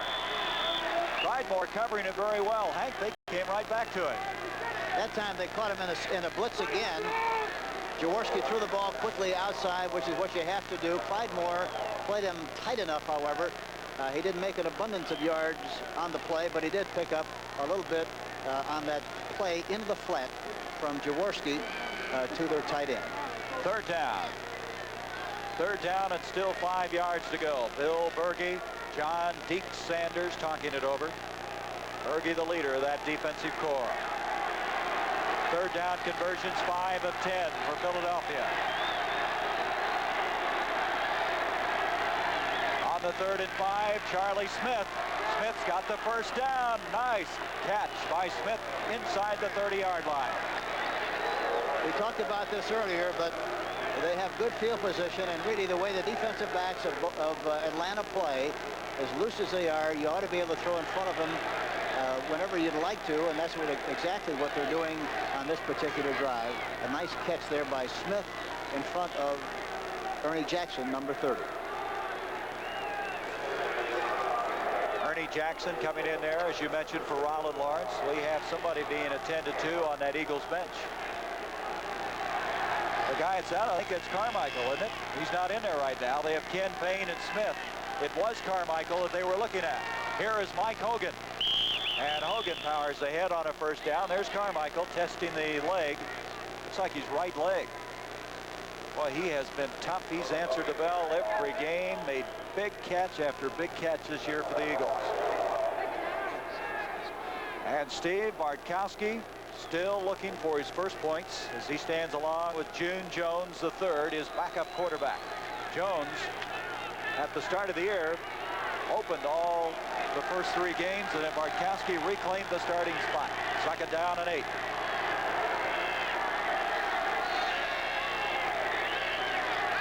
Jaworski on the 2nd and 8. He's hit.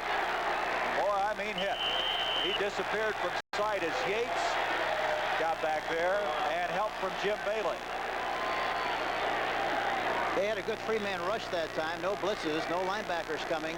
And Jaworski wisely tried to hit Osborne. He was well covered, however, and threw the ball out of bounds. Carmichael is coming back in now for Philadelphia on a 3rd and 8. Rollin Lawrence is on the sideline. He's been replaced by Jackson. There's Carmichael along with Smith. And Billy Campfield has checked in as a running back as Montgomery has come out. Harold Carmichael, 55 catches this year.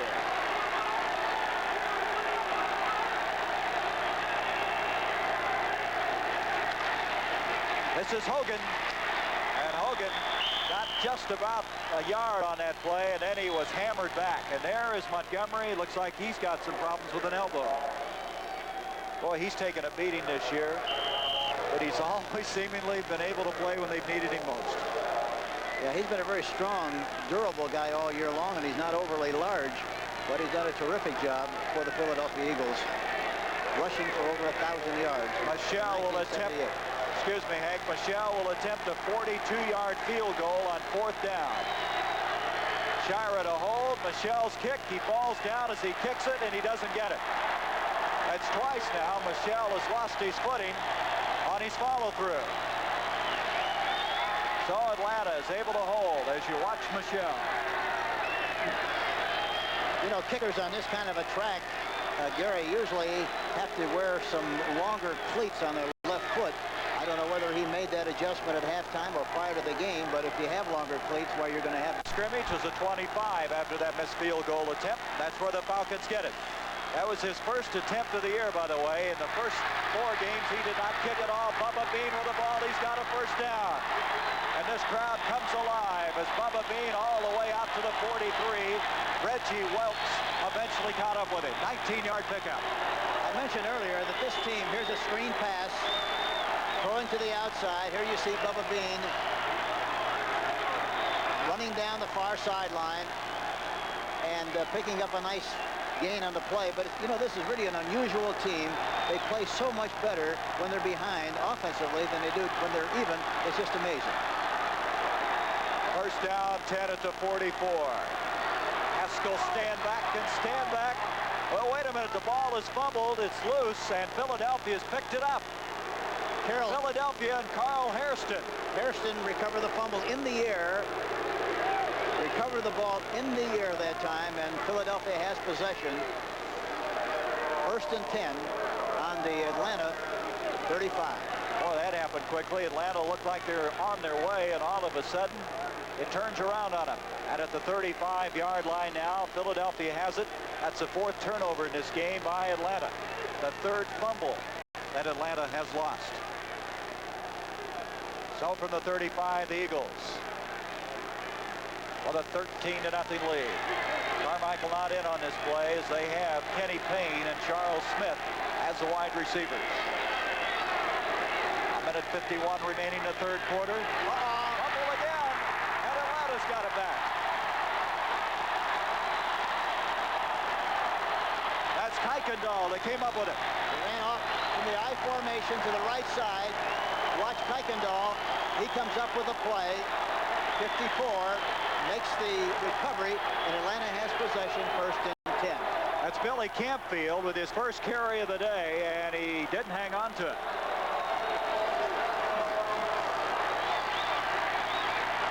So all of a sudden, it's headed back the other direction.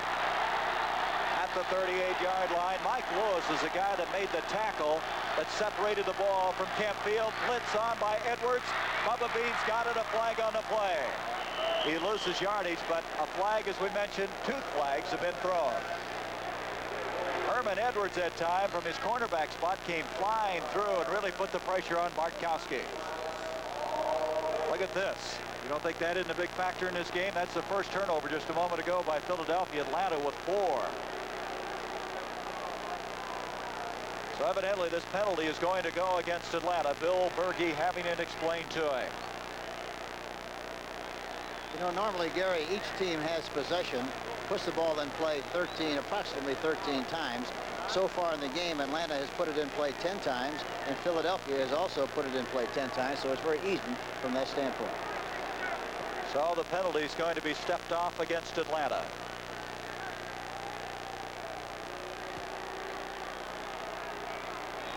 And Fred Silva's going to explain it to us. Offense, 73, holding, decline, offense, 57, clipping, accepted. First down, 25. Well, the holding was against McKinley. They refused that. Van Note, the center, was the one guilty of the clip. So now it's 1st and 25 from the 23-yard line. The one thing in this situation, you don't want to try to get it all back in one play. You want to be patient and move the ball down the field and get the first downs. Stand back in motion. He's going to get the football. And he got back to the line of scrimmage, and that's all. Bobby Howard reacting on the play. The crowd didn't like that call. I know they never do like anything that doesn't succeed. There's Montgomery. Now Montgomery, you can see they're wrapping either the elbow or the upper right-hand portion of his arm. And I'm sure that is a great concern right now to Philadelphia, because he was out of there. Campfield came in his place, and he fumbled the ball.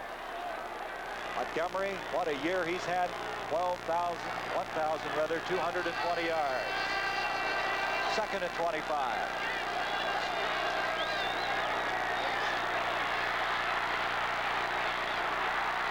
He hits his tight end, Jim Mitchell. Boy, he got hit when he released that football. Watch Bartkowski back in the pocket, and watch when he delivers the ball. Watch the shot he gets. Boy, a beautiful hit there by Dennis Harrison, number 68. But, you know, that kind of intimidates the quarterback a little bit. The next time he goes back there, he's going to be a little concerned, possibly. Wants to get rid of the ball a little quicker than he should, and sometimes throws the ball poorly. That's what happens after that kind of a play sometimes. It's now to 3rd and 14. Make it 13 yards to go from the 35-yard line. Boy, Bartkowski taking the shot. He's back again, though. Pressure put on by Harrison again. Dennis Harrison again came storming through for Philadelphia. He just didn't have time to set up and throw the ball like he wanted to. Here he is again. Bartkowski back in the pocket, and there's the pressure from the inside again by Harrison. And that's going to be the end of our 3rd quarter here at Atlanta Fulton County Stadium with the score. The Philadelphia Eagles 13, the Atlanta Falcons nothing. So we come back as we start this 4th quarter of play. It's 4th down, 13 yards to go. Atlanta's going to have to get rid of the football. Still looking to get on the scoreboard for the first time as John Shira will go back deep for this kick from John James. James kicking from his own 20. There's Shira. He's played some quarterback this year. He's played safety. He's returned punts. He has been a jack of all trades for this Eagle team. Atlanta really has to make something happen on the specialty teams, or make a back fumble, recover a fumble, get better field position if they're going to get back in this football game. Shira gets it out to the 45-yard line. Good field position for Philadelphia. They've enjoyed that in the second half of play. Let's go down to the sideline now and check in with Irv Cross. Gary, as you indicated, that Rollin Lawrence, number 22, the regular starting left cornerback, is out of the game. He pulled a hamstring muscle earlier in the week this week. He's okay today, but wasn't doing the job as far as the coaching staff was concerned. He thought Ernie Price would be more effective, number 30, so he now is manning that left cornerback spot. Irv, thank you. And now at the 46, the Eagles with the football. We have a man down back at the 33-yard line for the Atlanta Falcons. And that's the reason for the delay right now, as we've just started this 4th quarter. Marion Campbell talking to his defensive core, and thus far they have shut out the Atlanta Falcons. And Lehman Bennett, he's got to wonder just what they got to do to get something going offensively. Ray Strong is the man that's shaken up for Atlanta. He's a backup fullback, plays very well on the special teams, and so they're attending to him at the 33. Rams. This game's a long way from being over, though, Gary. We've seen this Atlanta team do a lot of unusual things in the 4th quarter. We've still got a lot of time left in this game. 1st down, 10 from the 46. Looks like a blitz got to be coming off by Kuykendall. He backs up. Jaworski expected it, I believe, and he dumps it off to Carmichael.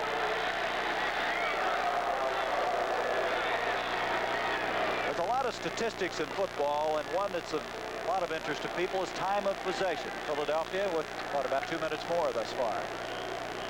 Overall, it's been a very even game with with the exception of the scoring opportunities that Philadelphia has had, and that's why they lead 13-0. Win a lot of football games, can't you, Coach, if you can hang on to that football? Certainly is the best defense in the world, Gary, as you know. 2nd and 10. They're all blitzing in a blitzing position. Now, whether they'll come or not, no, they backed off that time. He dumps it off to Montgomery, who's back in the game. Montgomery doesn't go anywhere. See, that time they guessed right. They fooled Jaworski that time. They looked like they were going to blitz, and right before the ball was snapped, they anticipated the count extremely well, backed out of there.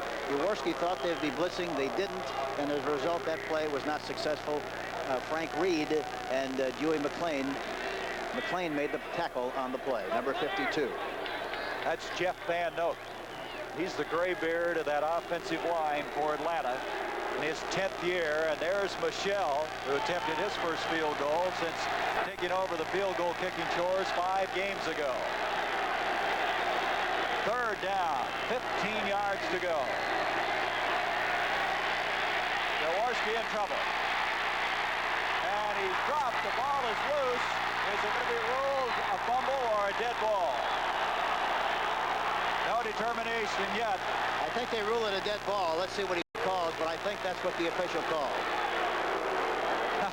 You can see the wrestling going on. Stan Walder, 75, is still trying to get it. I don't think the official really saw the fumble at all. Let's go back and see on replay what did happen on the play. Well, Berzina was blitzing on the play, and Jeff Yates makes the tackle. There goes the ball that pops loose, but I don't think that the official really saw the ball being fumbled at all. He declared it a dead ball, and of course, it's a 4th down situation for the Philadelphia. Jaworski is hurt on the play. You can see he's up now. He's going off on his own power, but Yates hit him from behind, and he landed kind of funny, didn't he? That's what it was. It looked like he doubled his leg under Yates. Could have been. And then Kuykendall finished it off. He's coming off the field. It's 4th down, 22 now. Michelle to kick. Rickman back deep. Oh, what a kick. That's the best kick of the day. Rickman, a tough catch to make. He's the 20. Flags on the play. He's out to the 30-yard line. 2 flags went into the air. And it looks like it's going to go against Atlanta. That was some kick that time, a 47-yard kick that time by Michelle. Beautiful. He gets a good drop, makes good contact, good follow through, gets off the ground with a left foot, which means that he initiates a lot more power. Beautiful kick that time by Michelle. Well, it's clipping against Atlanta. And so the Falcons, tell you, Hank, you look at them, they just haven't had the field position at all in the 2nd half. No, they haven't. They started on the 34 one time, 29, 25, minus 38. Number 30, 1st down. And now they start on about the 7-yard line. So with 13:25, Atlanta starting now to be a little concerned about the time. Francis, Rickman, the wide receivers. The line of scrimmage. They're going to mark it on the 8-yard line. On the beam, check that, stand back. Haskell stand back, comes out across the 10. Bill Berge, line over to make the stop. So Atlanta having a tough time getting their offense untracked, but you got to give a lot of credit to this Philadelphia defense.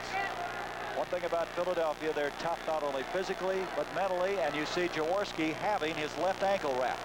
You know, and the other thing about both teams, they're very similar in so many respects, personality-wise. Both teams have done a terrific job in the 4th quarter. 2nd and 5 for the 13. Philadelphia has outscored their opponents in the 4th quarter 190 to 44.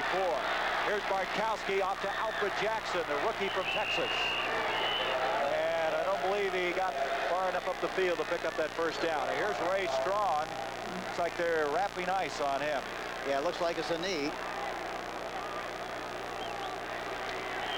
Ray Strong. It's been a real surprise this year for the Atlanta Falcons. Looks like his competition is over for today. 3rd down, a yard to go at the 17-yard line. They have 2 tight ends in now. actually have 3 tight ends in on this play. Again to Stanback, and Stanback's not going to get it. It's going to bring up a 4th down. It's an unusual call again from that formation because it takes an awful long time to get the ball from the left side of the ball to the right side, and by the time you get there, I mentioned this several times, by the time you get there to this kind of a track, the defense caves in, reacts, and responds, and it's difficult to make the yardage. They didn't make it. Now they're forced to kick in this situation. John James kicking from his own 2-yard line. Shira goes back deep. Time 11:30. The clock is moving. 4th quarter, 13-0. Philadelphia. Their first playoff in 18 years, and they're trying to continue this 78 season. Fair catch, Shira, and he had Tom Moriarty, number 45, right on top of him. A 34-yard kick that time by John James. So Philadelphia with that 13-point lead, 11-17. They have possession just short of the 50-yard line. So Atlanta talking things over. Bubba Bean, number 44. Ricky Patton, check that. That's James Wright, number 83, talking things over. With Hank Stram, I'm Gary Bender, and we have 11-17 left in this game. You know, Atlanta, Hank, has only 1 first down in the second half. They haven't had much of an opportunity to have working room. Nope, that's all right. It's like a tackle move. That's Osborne, the tight end, in motion. Montgomery on the first down, and Montgomery across the 50-yard line. He's into the Atlanta end of the field. Jeff Yates making the tackle. And so Philadelphia now will be very content to eat up as much time as they can on the clock. Jaworski in the passing department. You know, Ron this year cut down on the interceptions. He's taken over the leadership of this team. He's a fiery competitor. And Vermeil says we think a lot alike. He's been calling the plays for him. On a 2nd and 8, he has it now at the 49 of Atlanta.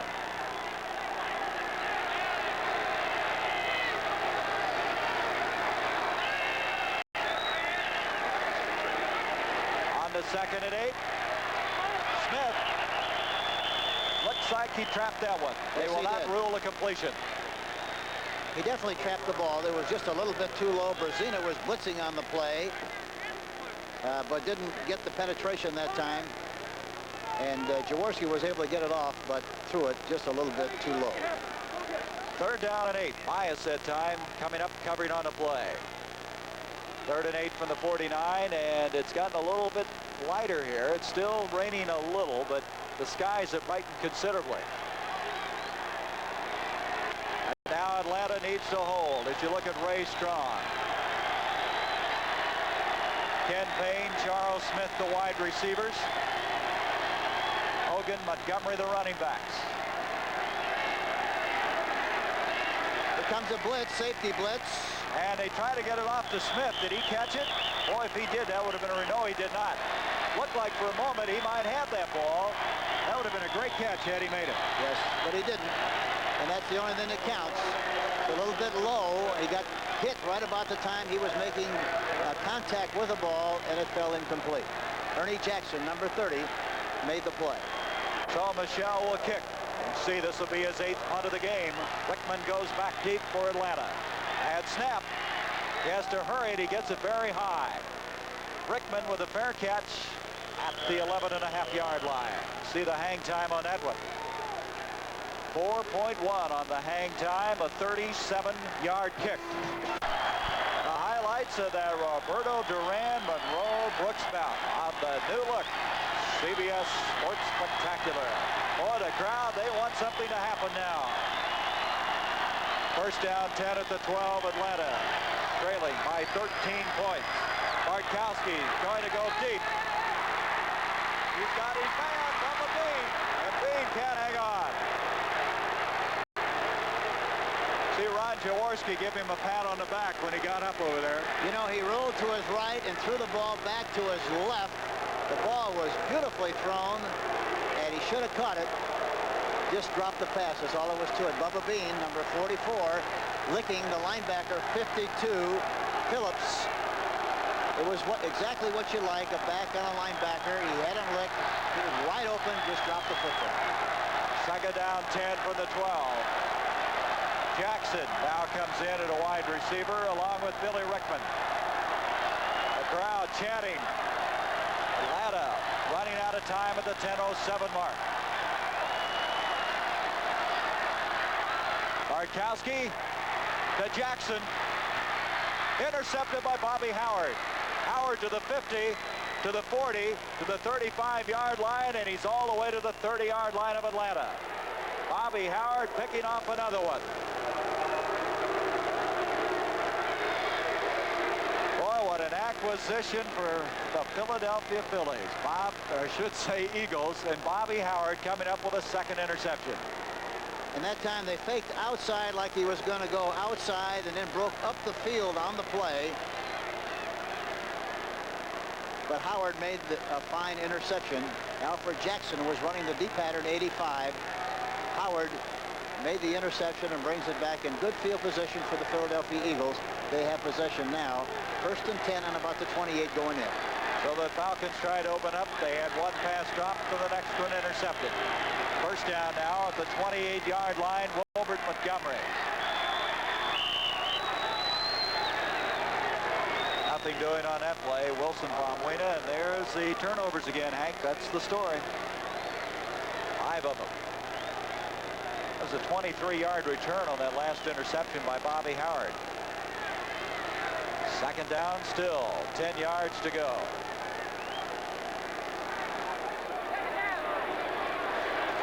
I tell you, there he is, the man that picked it off, Bobby Howard, being congratulated by his teammates, and what a big day for him. On a 2nd and 10, Jaworski gets it off to his big tight end, Osborne, and Osborne, his forward progress will be to the 25. Tom Pridemore over there to make the stop. And we're going to come to a 3rd down. And Brazina was blitzing again on the play, the weak side linebacker, number 50. And Jaworski got the ball off in good shape to his tight end, Osborne. I didn't make a lot of yardage on the play, but made the reception. And now it's a 3rd down situation for the Philadelphia Eagles. 3rd and 7. Just outside the 25-yard line. The Eagles with a 13-0 lead. They'd really like to put the capper on this one.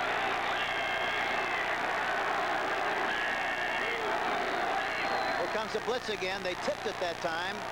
Kenny Payne catches a pass, and Payne has a 1st down, and Jaworski just kind of picking away at him. Jaworski is doing something that's very important, and that is he's changing the rhythm, changing the count. That time he went on a long count, and hoping that the Atlanta team would declare what they were going to do. They did exactly that. They got into the gaps. They advertised, we're going to blitz, here we come.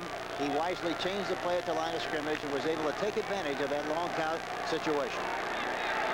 There's Jaworski's stats for the day. He came in here hitting 52% of his passes in the 1978 season. On a 1st down from the 15, a give up the middle to Hogan. And that ball may have been jarred loose. Who's got it? Hogan carrying up the middle.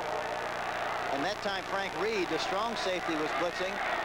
They have a distinct personality inside the 20-yard line. The strong safety likes to blitz, and then they get inside the 10-yard line. The weak safety likes to blitz. That time Reed did blitz on the play. Atlanta's got the ball. Oh, it took a long time to determine, but Atlanta came up with a football. Who's getting up? Pridemore, and looks like Kuykendall is the guy that got it. That's who it is. Here you see Hogan going up the middle. And you get Jeff Merrill, number 75. Reed made good contact. Hit him head on, and Kuykendall was able to make the recovery. Number 54. So Kuykendall coming up with the fumble. And Atlanta is not dead yet. With 8:16 left to go. They have the ball at the 12-yard line. They'd like to hang on and win here. Get another crack at the Los Angeles Rams, who they lost to on a last-second field goal at the start of this year. Bartkowski, thus far 11 for 22 and passing on a 1st down from the 13-yard line. The far side, coming up to catch is Dennis Pearson. First time we've seen him from the line of scrimmage, and Pearson, who caught 5 passes this year, comes up with it. 1st down. Goes right down on Herman. breaks to the outside. The ball is right on the money, and he makes the catch. First down, Atlanta. Boy, I tell you, Hank, as many times as Atlanta's come back, they can believe they can do it again. They've done it time and time again. Pearson and Jackson, both of them rookies, are the wide receivers on a first down. Bartkowski on a blitz. He had to get rid of it. Big pressure put on that time. Dennis Harrison, coming from the left-hand side, was first to get there. And then Bill Berge was also blitzing on the play, number 66. Looks like Steve a little shaken up on that play. Steve Bartkowski. And so it'll come to a 2nd and 10 from the 26-yard line. One thing about Philadelphia, they're not known for their blitzing, but they've done a pretty judicious job of using that today. Yeah, the timing of their blitzes has been excellent. The change of pace has been very good. On the 2nd down, 10. Jackson and Pearson again, the wide receivers. Bartkowski under some pressure. He's got Wallace Francis down there. Who's got it? Shira is back there. They're giving it to Wallace Francis. Both came down with a football, and anytime both the defensive player and the offensive player have possession, it goes automatically to the offensive player. Jackson made a great play. Great play. He really took it away from John Sanders, number 26. Wally Francis. Yeah, Wally Francis that time really made a fantastic play. They had 3 wide receivers in on that. A 49-yard pass completion to the 25-yard line. John Sanders had half of it, but the tie always goes to the offense. The mistake Sanders made that time, he waited for the ball to come down. Had he gone after the ball and caught it high, he'd have made the interception, but he didn't, and as a result, Francis was able to take the ball away from him. The fans are on their feet here. Bartkowski dumps it off to Bubba Bean. Bubba Bean to the 20, to the 15-yard line, and that should be another first down. Carl Hairston, Reggie Wilkes combine on the stop, but Bubba Bean picks up another first down for the Falcons. A nice screen pass developing to the outside to Bubba Bean, 44. He cut back in a little bit prematurely. He had some blockers out in front, but he took what he could get, and they got the ball down in good shape. 1st and 10, Atlanta. You see Papali and Michelle looking on. They hope the Eagles can hang on here at the 15-yard line of first down. Bartkowski up to Bubba Bean. They're going to lose yardage on that one. Reggie Wilkes. Boy, that Wilkes is going to be around for a long time in the NFL. He's very active, strong, and responds well to both the run and the pass. You see the time remaining. 5:35. 13-0. That point that they missed still leaves the door open for the Atlanta Falcons. The point after. At the 19-yard line, 2nd down, 15 yards to go. Atlanta trying to capitalize on a 49-yard pass completion to Wallace Francis. Room in the left corner, on the right corner, to the left side of the ball. Bartkowski in the end zone, broken up beautifully. Jackson, the intended receiver, Randy Logan got back there, and at the last instant got a hand on it.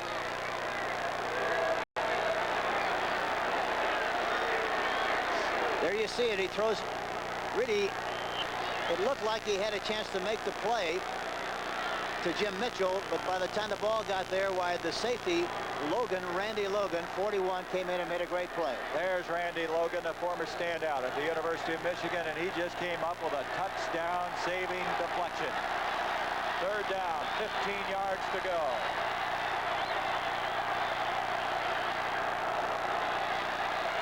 There's your time remaining, 5:01. Bartkowski back to Mitchell. Touchdown. Jim Mitchell has put him back in the picture. I tell you, this is an amazing team, the way they've come back in the 4th quarter. They still have a big job to do, but they've at least started on the comeback in this 4th quarter with 4 minutes and 56 seconds left in the clock. This is a 19-yard scoring strike to the big tight end. And he was wide open. Bartkowski looked to his left and then came back to his right to Mitchell. Made the catch, wide open, touchdown, Atlanta. This place is in bedlam right now as Massetti to attempt the point after. I said his kick is up. It's good. And all of a sudden now, it's a 13-7 game. The Atlanta Falcons have climbed right back in. Don't go away. We have a lot of football left. Dick Vermeil looking on as this team. Now that should be 13-7 with 4:56 left in this game. And it's not over. There it is, 13-7. Louis Giamona, Billy Campfield are back as the twin safeties for Philadelphia as Vermeil's team not out of this one yet. Mazzetti to kick off. This is Giamona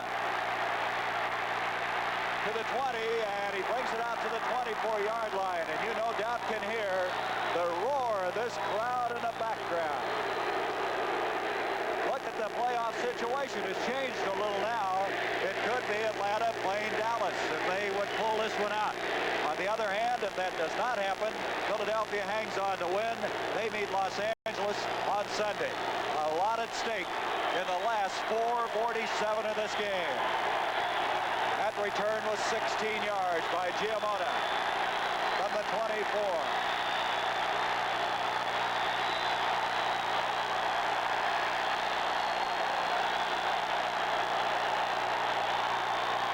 Jaworski gives to Montgomery. Montgomery's going to get a yard, and that's all. And Hank, this crowd is going crazy. Wilson Famuina made the stop. The emotional pitch of this crowd and this football team is at a very high level at this particular stage. It was sagging, and understandably so when they were behind 13-0, but they've really picked up the tempo, and it's 2nd and 9 now for Philadelphia. Yes, they've got to try desperately to make a first down and not give the ball back to Atlanta because they could be right back in the football game with good field position.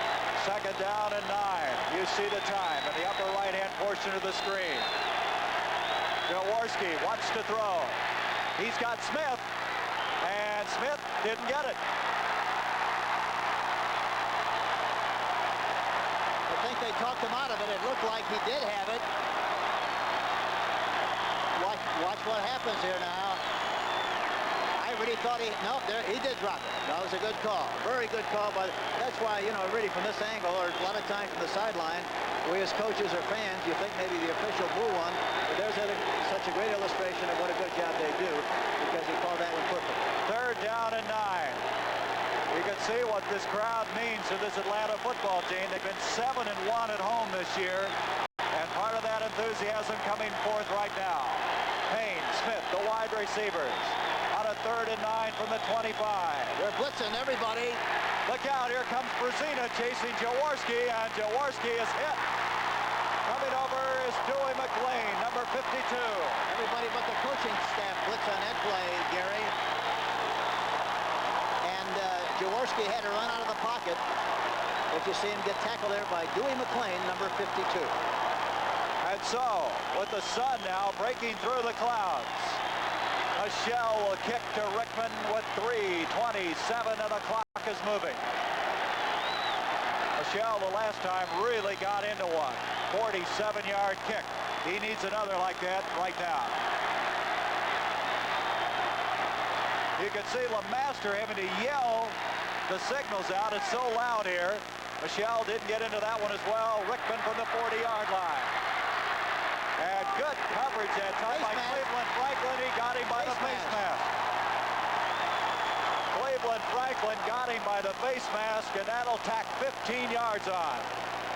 A 32-yard kick by Michelle. That's exactly what they didn't want to have happen. And now Atlanta, who's come from behind so often this year, now will have excellent field position. The Falcons this year won 4 games in the final 10 seconds of play, and they may come down that again.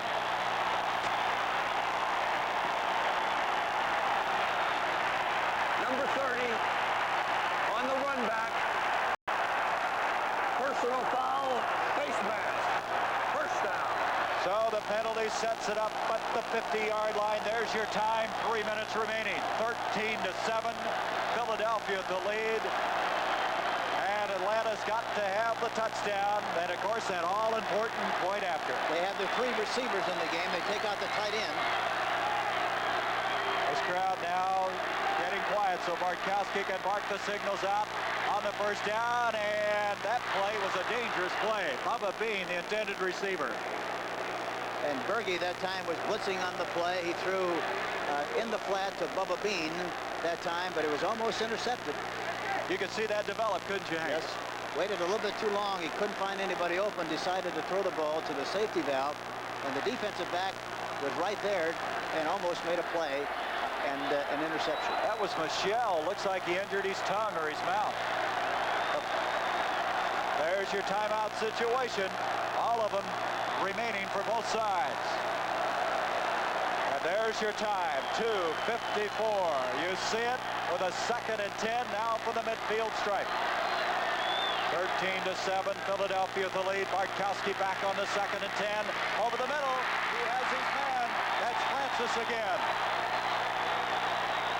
And the ball is going to be marked at the 38-yard line. Francis is hurt. Wally Francis is hurt on the play, seemingly. He just got shaken up a little bit on the play, I'm sure. But they were in a 3-receiver situation. Wally Francis went right down to the middle in front of the safety man, Randy Logan, and stopped. There he is. Logan makes the tackle, but Francis makes the catch, and it's a first down opportunity for the Atlanta Falcons. Now we have an official's timeout while they get Francis off the field. There's his receptions for the day. 2:32 left in the game. 2nd down, should say 1st down and 10 from the 37-yard line. 3 wide receivers in the game now for Atlanta. Give to Bubba Bean instead. And Bean inside the 35 to the 33. Ken Clark made the stop. They're going to let him play down to the 2-minute warning now? I'm sure that's what they're going to do. So we're going to come to the 2-minute warning. The issue is still very much unsettled here in Atlanta.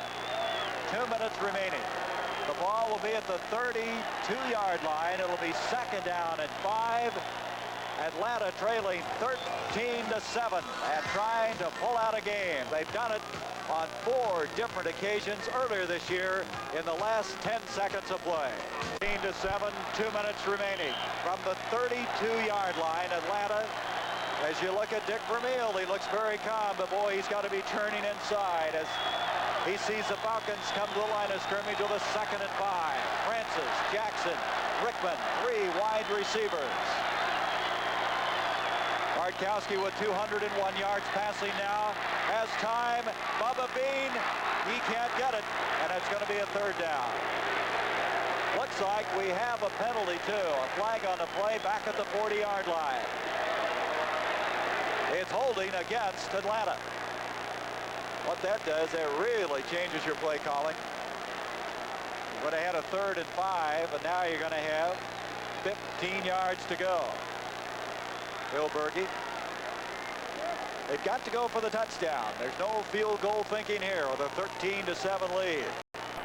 Bartkowski, who's had a hot hand now in this 4th quarter, he is 16 of 30 for 201 yards for the day.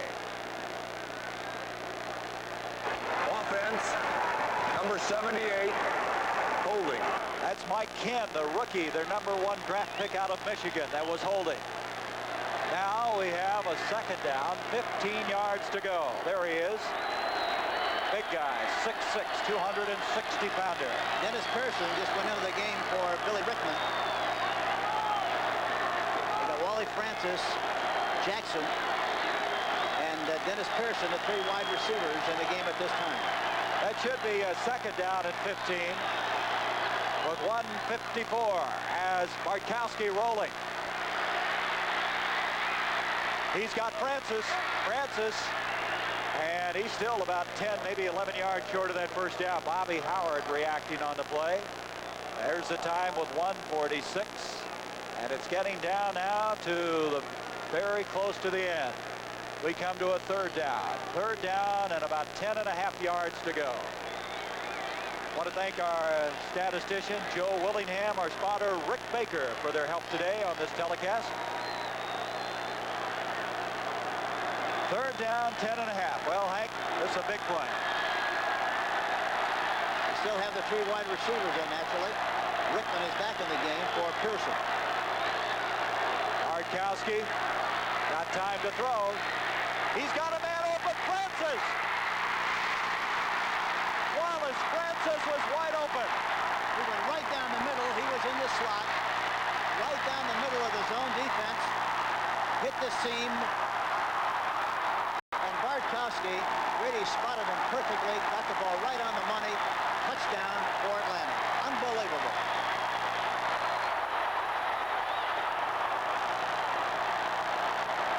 You know, in the pregame show in the NFL today, we saw that hugging scene a couple of times in the end zone. They pulled him out twice like that before, and they come right back here today. Looks like an instant replay of the 4 games they won in the waning seconds of the game during the course of the season.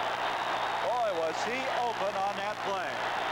They were concerned about the outside receivers, and they let Francis go right down the middle. He was wide open. He got the ball perfectly, and the touchdown Atlanta. 13-13. Mazzetti trying to end the point after he got it.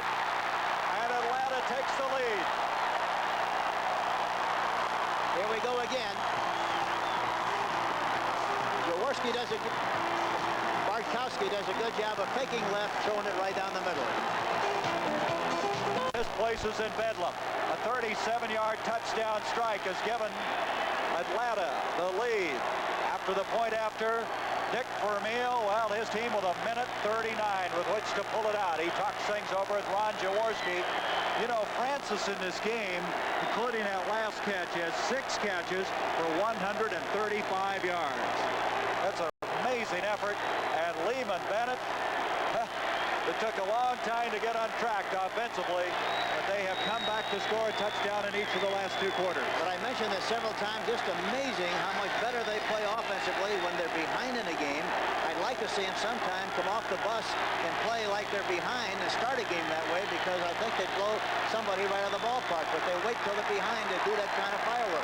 Louis Giamona is going to bring it out for the Eagles.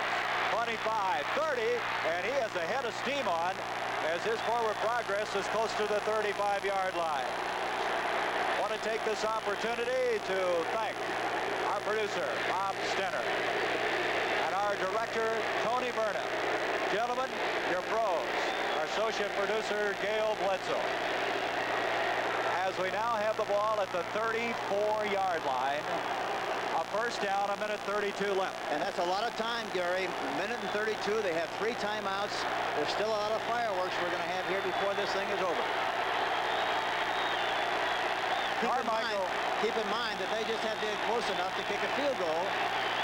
Carmichael, by the way, is not in the lineup now. Is back to throw. Jaworski over the middle, and trying to come up with it is Charlie Smith again. He's had 2 of them that were very close, but nothing doing. That time, Jaworski threw the ball a little bit prematurely. He had enough time to set up and throw the ball, but he didn't have much on it that time. Threw it into the ground, and it falls incomplete. A minute, 27 seconds left in this game. That was Pridemore defending on the play for Atlanta. They have 3 timeouts remaining. They beat Philadelphia. A minute 27 left. 2nd and 10 from the 34.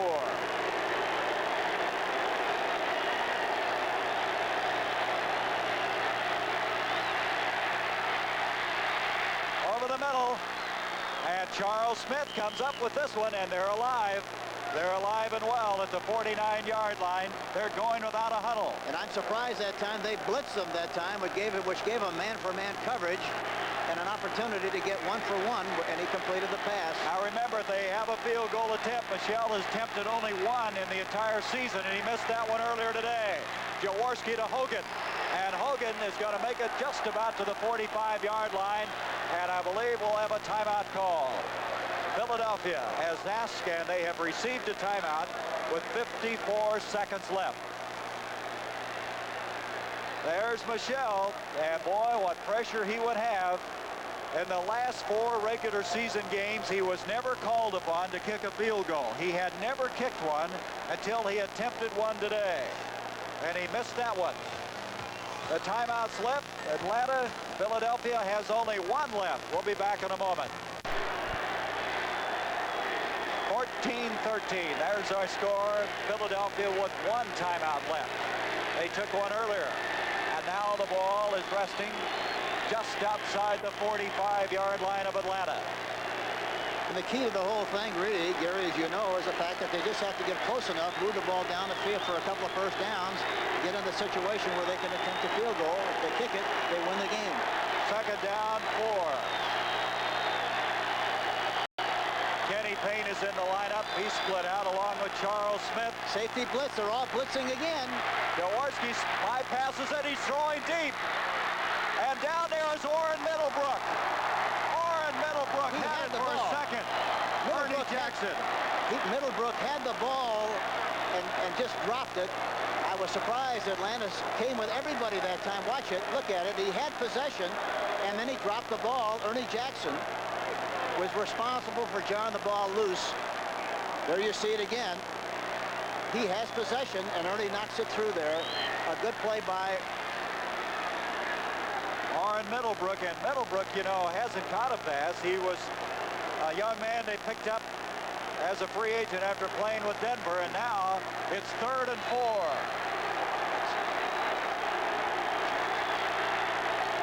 From the 45-yard line, 3rd and 4.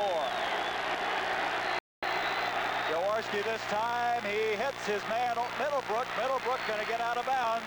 He stops the clock, and it's another first down. So they go right back to him, and yeah, 38 seconds left in the game. Boy, they played awfully loose on this one, didn't they? Well, and of course that's their personality. They play loose all the time, even though they blitz.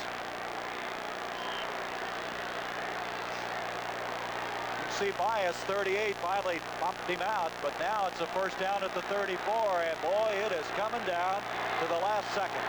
It's getting sticky. There's Vermeil. First down, 10 from the 34. You see the time remaining. Jaworski to Smith. He has it too. What a catch by Smith. And they used a timeout. They only have one remaining. They call the timeout. They call the timeout. And so with 27 seconds left, the ball is now outside the 15-yard line. That's a great catch by Smith. He had to come back a little bit for the ball. Brzezina was blitzing on the play. But the big thing is they can't deprive themselves of the opportunity to get out of the kicking range. They're in that range right now. All they want to do probably is get a little closer so they give Michelle an opportunity to get the ball up through the goalpost. Mike Michelle, number 2, is the guy that would have to kick it. He missed a 42-yarder earlier, and he's never made one this season for the Philadelphia Eagles. What he's done on the pass is very unimportant. The only thing that's going to be important is what he does with this opportunity when the time comes. 27 seconds. A lot of room on the right side to throw the ball short again. First down, 10, just outside the 15-yard line. Jaworski is deflected. Somebody in the interior of that line reached up. Carmichael that time was running an inside pattern, a post flag that time, and he looked like he really had Bias licked on the play, except there was a deflection. There you see it. A deflection on the play, and it falls incomplete. Pamina makes the deflection. Number 74, the defensive tackle. All right, you see McLean, number 52, coming onto the gridiron, and leaving will be Jim Bailey. Second down, 10 from the 16. Vic Vermeil saying, hey, let's keep things under control here. No timeouts remaining. From the 16-yard line, 22 seconds left. A blitz, he got rid of it, Carmichael. Carmichael covered very well that time, and it's a third down 10. Well, here comes number 2, Mike Michelle, and it's down to the last play. Oh, boy. Michelle has never kicked a field goal successfully. He missed a 42-yarder back in the third quarter. Here we go. This is going to be a 34-yard attempt, and I believe Atlanta's going to call a timeout and make him think about it. That's exactly what they're going to do. Good move on the part of Atlanta to make him think a little bit more about the kick that he's going to try to make on this next snap. You know what's interesting about this? There's been one situation all year long that Vermeil has never been able to solve, and that was a kicking game. He shuffled punters around. Then when Nick Nickemeyer went down with the broken ribs, he elected not to add another field goal kicker. He felt that Michel could do both. And now the day of reckoning has come. Right now with 17 seconds, he's going to find out whether that decision was a good one. Boy, this game has so many little things. Hank, do you think they could maybe try another down before they try the field goal? Well, they evidently felt they didn't want a number one. The only thing they could do was throw a pass. If they tried to throw a pass and they blitzed and they caught him in the blitz and threw him back deeper into the backfield, it would have been a longer kick. Plus the fact they have no timeouts. They don't want to take a chance of blowing the opportunity to at least try to win the game with a field goal. And I think it's a very wise decision. Okay, 17 seconds. I wonder if Atlanta would call another one.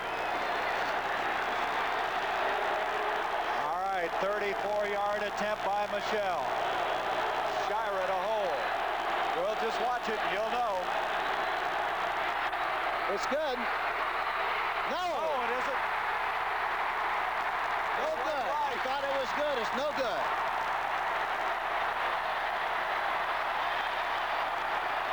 There's still 13 seconds left, but the fans are on the field. And look at Michel. Greg Brazina, one of the fine, outstanding men, down there, and I'm sure he had some words of condolences to Mike Michel. And this place is in Bedlam. This game isn't over yet. There's still 13 seconds left in the clock, so the game is not. There's Bartkowski, and what a come-from-behind effort. They're all over the field. They may not be able to continue this game. They have to, but it doesn't look like they're going to get it done right now. Look at that.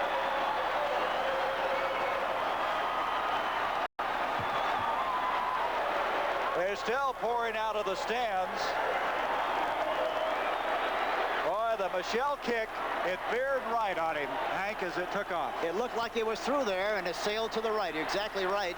And I was way premature in making that call, but got swallowed up in the excitement of it, but it looked like it was good when it took off.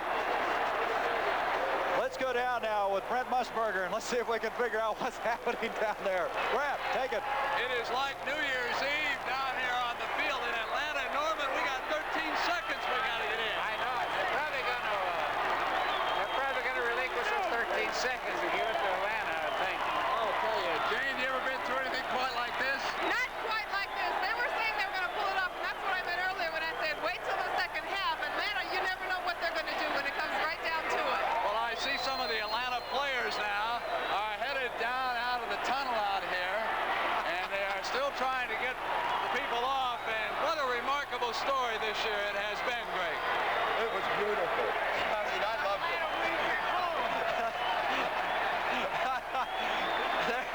Let's go back upstairs right now to Gary Bender. Okay, Brent, thank you. And boy, you can see the emotion in this football game.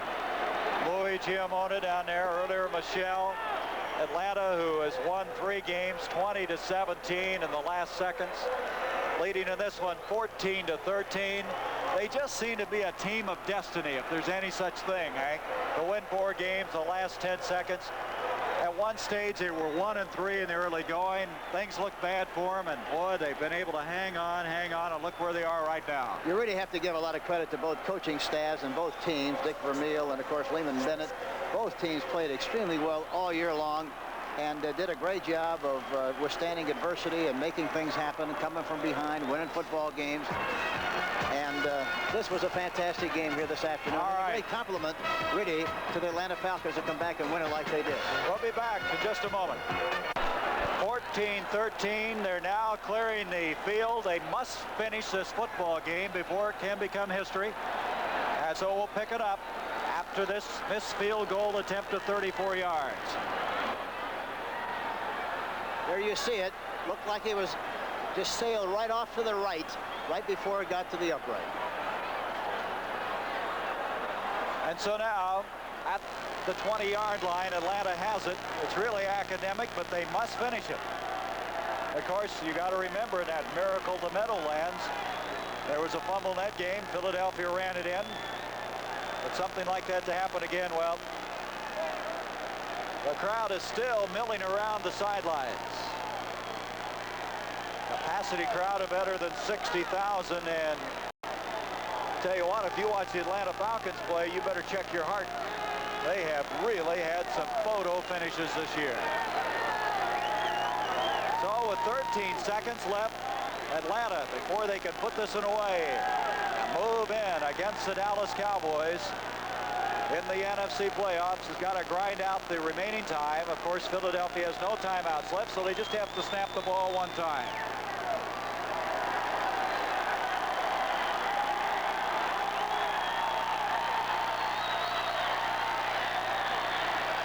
Bartkowski will fall on it, and that'll do it.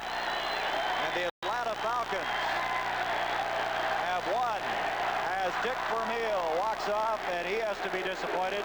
His team leading 13-0 at half.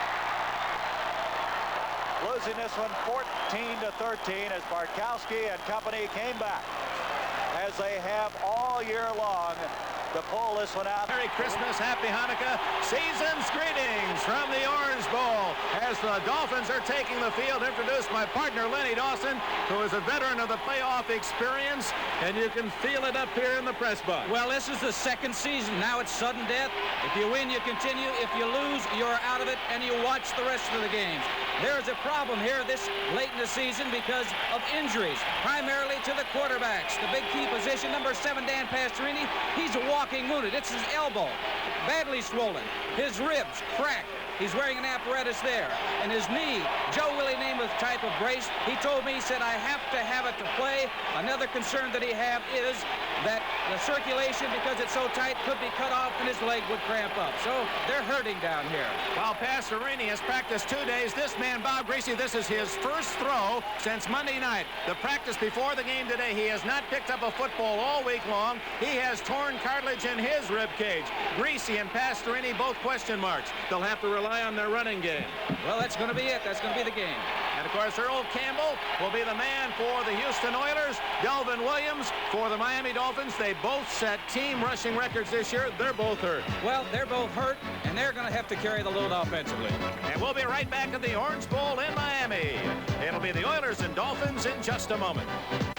Atlanta has beaten Philadelphia 14-13. The AFC Wildcard decided today in the Orange Bowl in Miami. And that's it for NFL 78. Executive producer, Don Ohlmeyer. Today's show produced by Don McGuire, directed by Bob Levy. Technical director, Sal Nagata. Associate director, Mary Buda.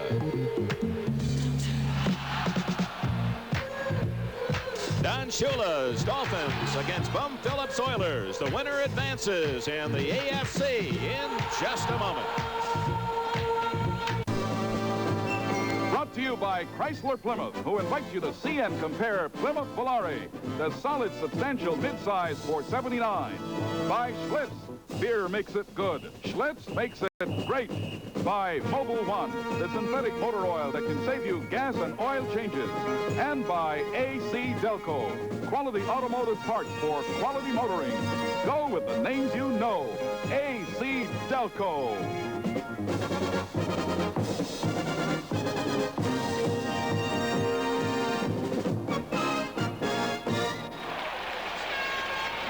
Welcome to the Orange Bowl in Miami, Florida. The Houston Oilers and the Miami Dolphins, the AFC wildcard teams. Dick Enberg with Merlin Olsen, and they're the coaching matchup. I'll be Len Dawson, Dick.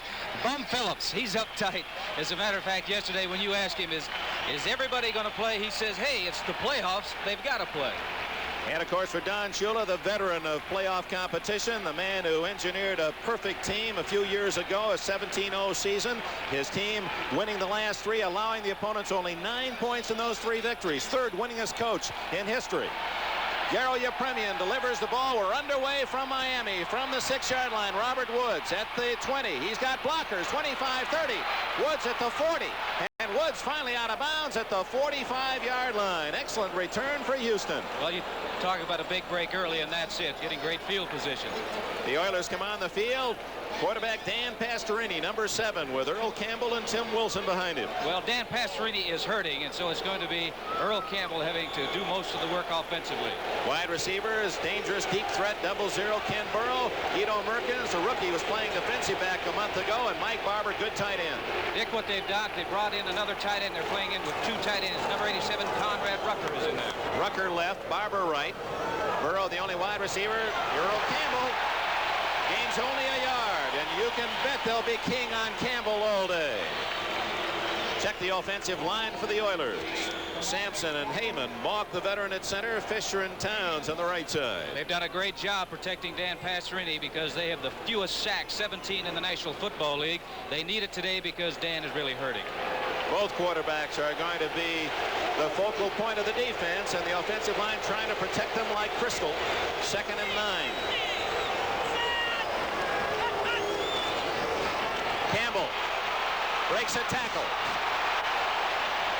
Down at the 50-yard line on the carpet at the Astrodome, he may have stayed on his feet. I think you're right because he's such a powerful runner that the turf slipped right out from under his feet. You wouldn't get that on synthetic turf. What he does, he changes direction. That's the great ability of number 34, Earl Campbell. He was designed to go to the left, all the way over around to the right side, and right there the turf came up. Otherwise, you would have picked up a few more yards. Campbell, 224 pounds, the National Football League rushing champion. Pastorini looks at 3rd and 5 from midfield.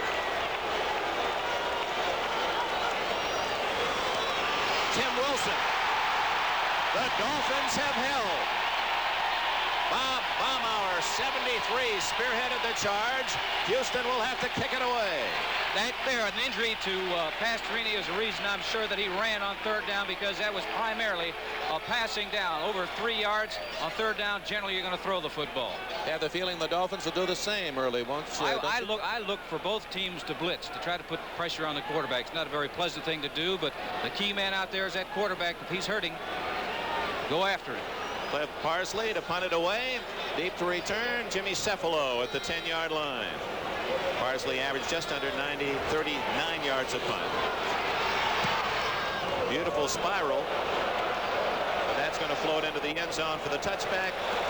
And Miami will put it in play at the 20-yard line. And Bob Greasy, number 12, brings his Dolphin offensive unit onto the field. Let's set that Miami offense. Greasy, Delvin Williams set a new Miami rushing record in his first year here with the Dolphins. Leroy Harris, powerful fullback. Bob Greasy is out there. He hasn't thrown the football until today, all week long. Now, he can throw the football, but can he take a lick? That's the problem. If he gets hit, how's he going to be able to get up? Or is he going to be able to get up? His wide receivers, and he's got some talent. Matt Moore, Duriel Harris with the tight end Andre Tillman. Tillman has 31 catches. Harris 45. Matt Moore 48. Harris gains 5 after breaking out of the tackle of Jim Young, number 77. Steve Kiner finally nailed him at the 25. Offensive line for Miami.